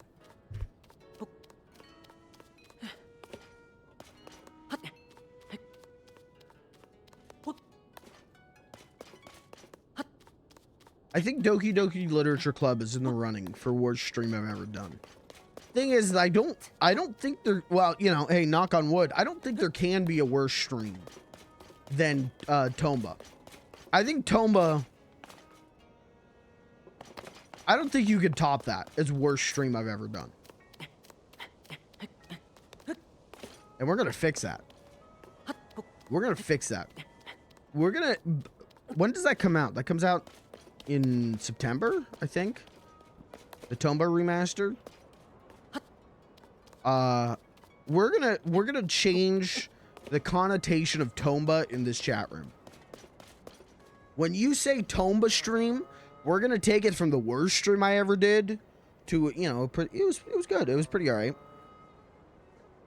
We're gonna redeem Tomba. We're gonna redeem funny little guy Tomba stream.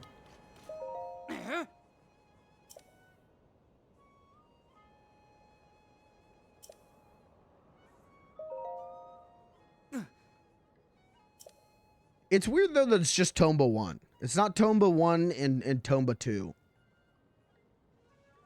Ah.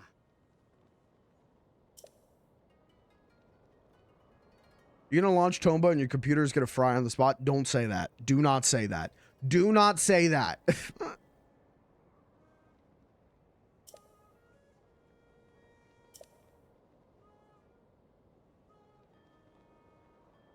Oh.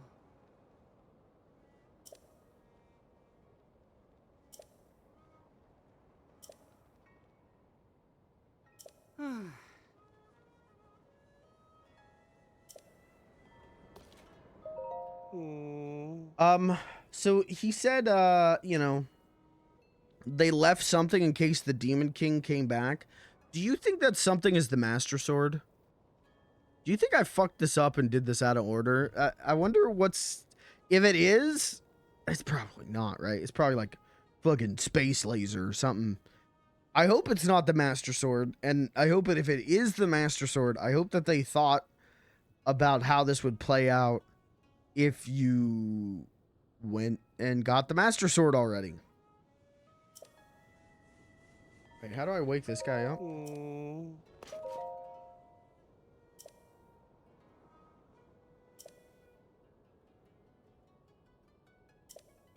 Leave a knowledge. Okay, maybe it isn't.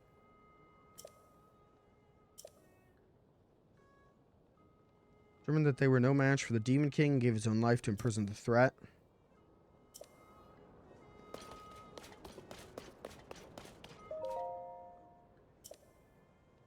Five ruins around the village.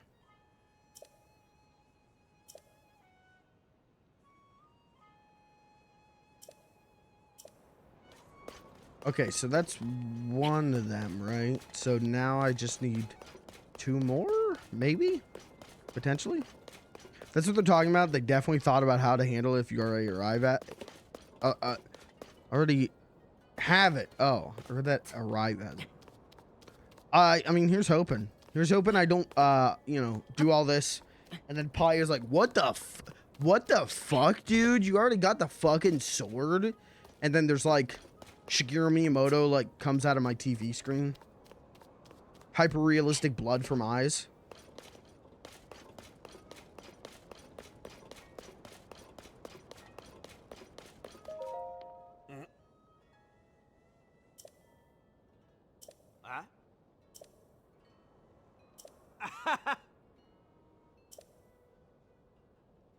What are the Sky Islands? Ah.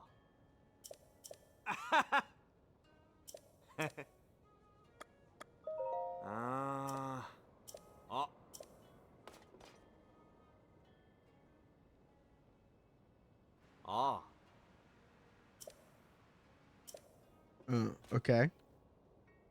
What makes you curious? Chat, what makes you curious?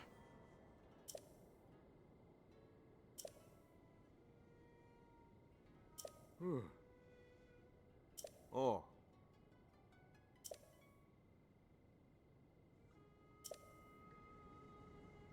What makes you curious?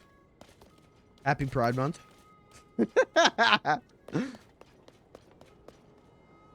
Okay, where am I? Here. But can I...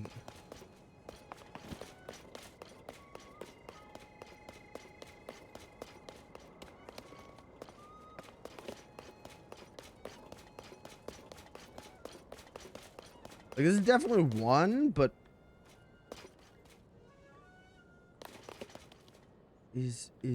Okay. This is very confusing. That's one, right? That's the one right over the gate. That guy just said something that sounds like that there's an item up top here? I don't know if that's correct. We'll find out. And goodies for me? I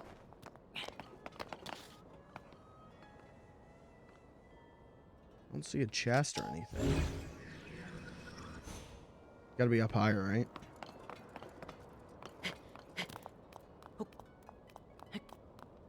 Yeah, I honestly, if, you know, if I end up doing over 100 streams of this, I end up doing over 100 streams. I really, we're 6 months into this year.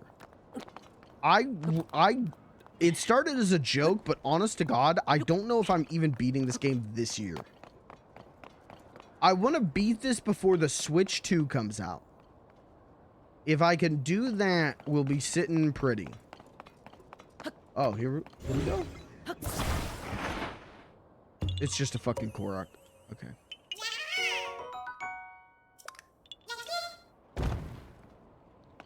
There are no, I guess there's no goodie up here. Was this not the biggest ring?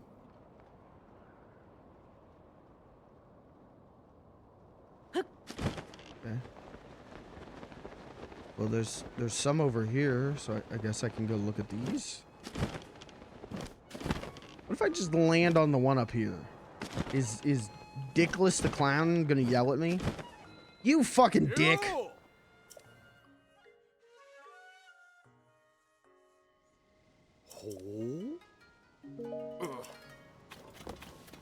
Shut the hell up, Tim Cook. Tim Cook. All right, so which one did we go to? We've been to that one. Is that not? Didn't he literally say that there was an item, there was some gear or something on the largest ring ruin? Is that not the largest? Is my reading comprehension just shot because I'm exhausted? That's the, yeah, good chance.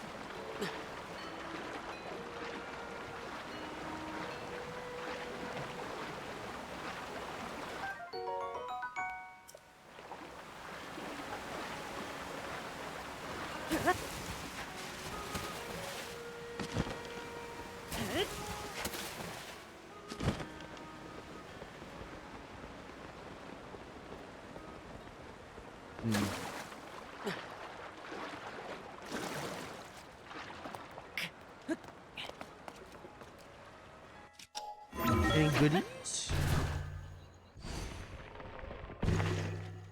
I might wrap it up here, chat. At least here in a couple minutes. Is there anything? So I guess I should talk about this. I am not streaming tomorrow. I am off from streaming tomorrow. I know the week's just begun, and he's already canceling, Sag.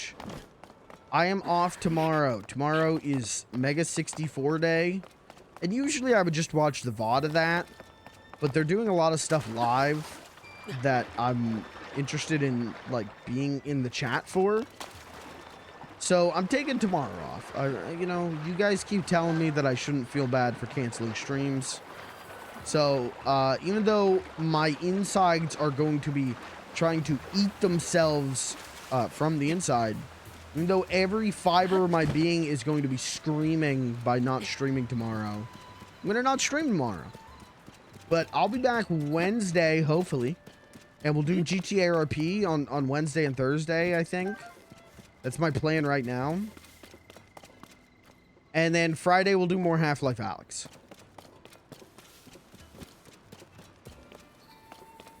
Hopefully that sounds good. Hopefully that sounds fun. Hopefully it sounds like something you want to show up and hang out for. And if it doesn't, well, sorry. My bad.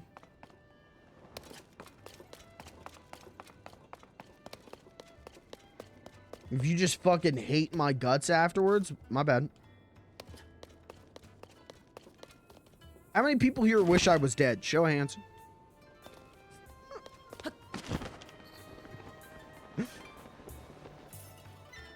Oh, I'm gonna get... Oh my... What is this little dork's problem, dude?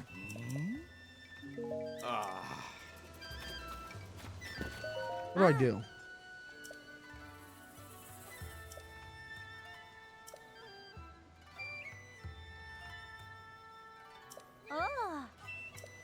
I don't know what the fuck I'm supposed to be doing.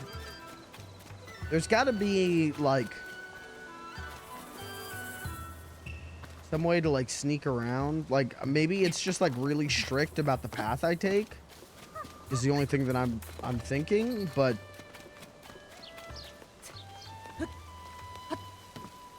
There's so much here, and I'm afraid if I stop streaming now, I'm gonna forget.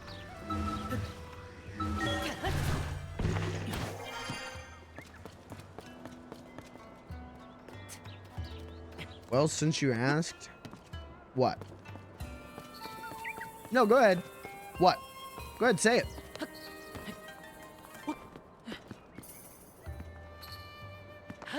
Go ahead, say it to my face. Go ahead.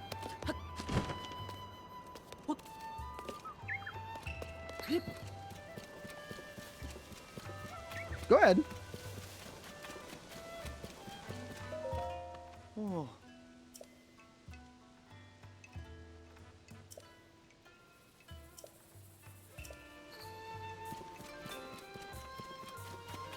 Go ahead. Take your damn clothes Okay, off. all right. Is that all you want from me? You come to the stream, you think to yourself, maybe today's the day. Maybe today's the day. If I pester him enough, maybe today's the day. Maybe today's the day. Maybe I'll make him snap. Maybe I'll make him go crazy. Maybe I'll make him go nuts. Maybe I'll make him just fucking lose it. Maybe he will take his clothes off. Maybe he'll take his clothes off and jerk his dick off on stream. Maybe I'll get him to jerk off on stream. Finally, I'll get him to jerk off on stream. Is that why you come here?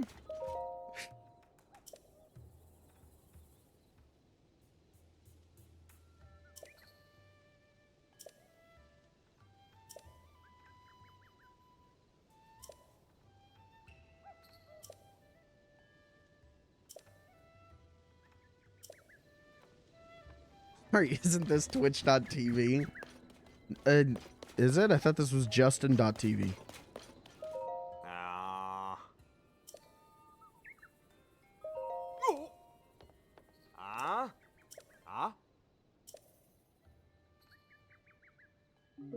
Okay, I know how to cure the gloom. I don't need gloom tutorial. I want ring ruin lore.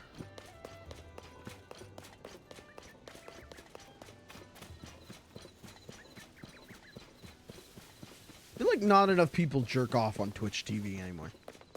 Streamers, I mean. Chat members, that's all they do, but...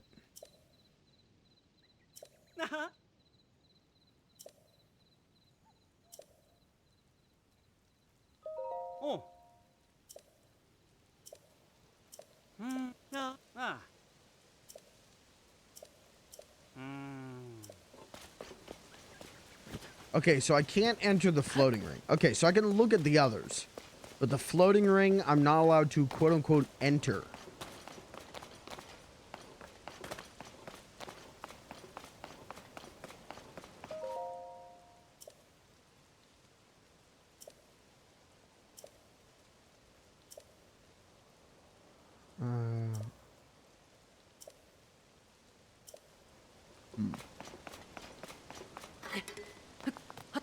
I read this?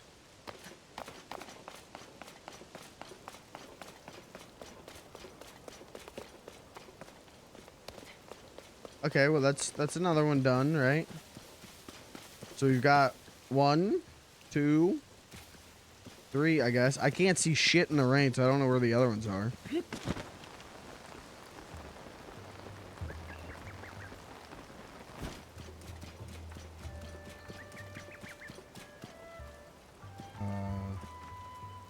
That one, there's one over here, okay.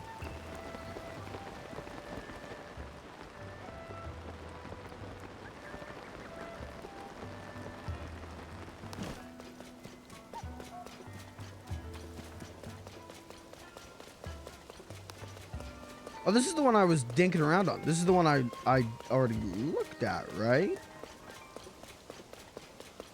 Did I read the journal up here, or did I just fuck off?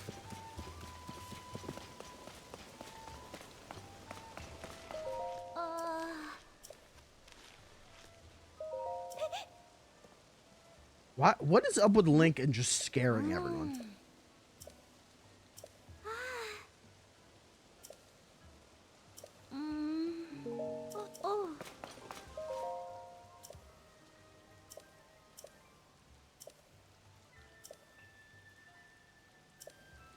Okay, yeah, I read that one.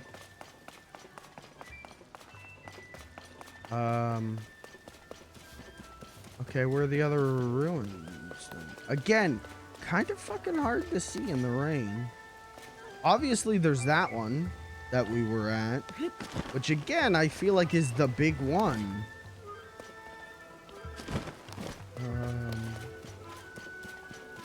Where are the others, though?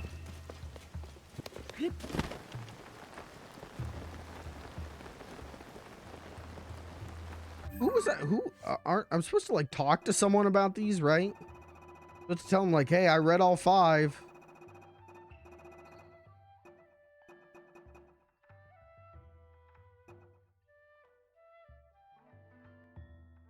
Okay, there is that one. You have 3 more to tell him about. Okay. Let's tell him about whichever ones I read.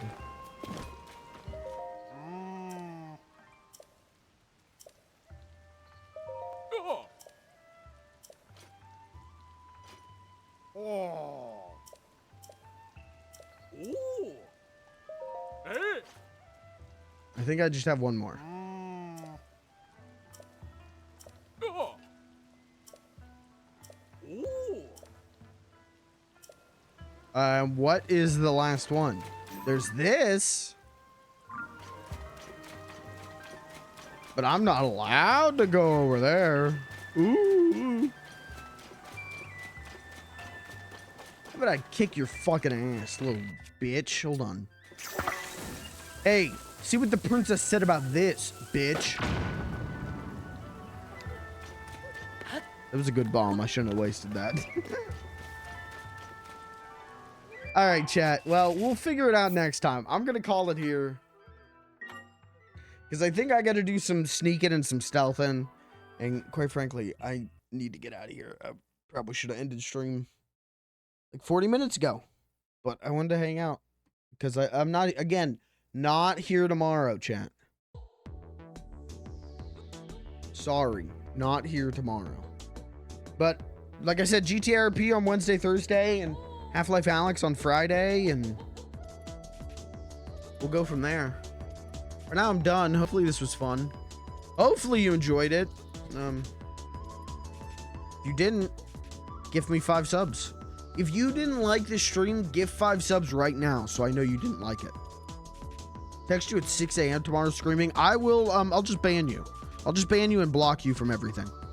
Anytime I am asleep and a message wakes me up, it is immediately like minus 100 social credit in my book. You immediately enter red territory on like the Sims like friendship scale.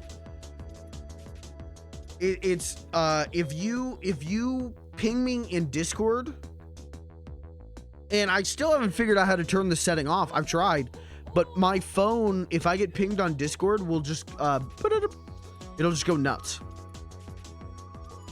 And that's immediately like enemy behavior. You are immediately my enemy. And I still haven't figured out how to turn it off. I haven't figured out how to turn that off while still being able to, like, if people DM me on Discord, I still get the notification. Or maybe I did figure that out. I want to say maybe I did figure it out. I must have. Because I will get... I'll have my PC on. I've done this before. Left my PC on to upload the VOD and left Discord open, and someone's replied to me on Discord. And at like 3 a.m., my phone doesn't go off, but my speakers will go. And that is beyond enemy behavior. If you're replying to me at 3 a.m., that is, I will hit you with my car behavior. That is, death unites us behavior. Meant 6 p.m.? Okay, that's fine. You can message me at 6 p.m. tomorrow going, where's the stream? And I'll say, I'll tell you now, if you gift 10 subs, I'll stream tomorrow. For 10 gifted subs, I'll stream tomorrow.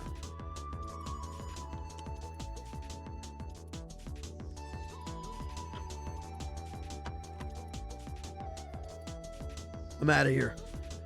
My throat's shot. My voice is busted. I got end of stream throat. I'll be back Wednesday, hopefully. Fingers crossed.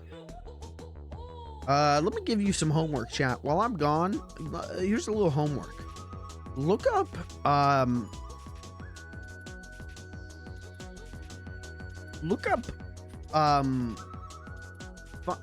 funny video on YouTube. Watch it. Check it out. You'll like it. I'm out of here. I'll see you Wednesday. Good night.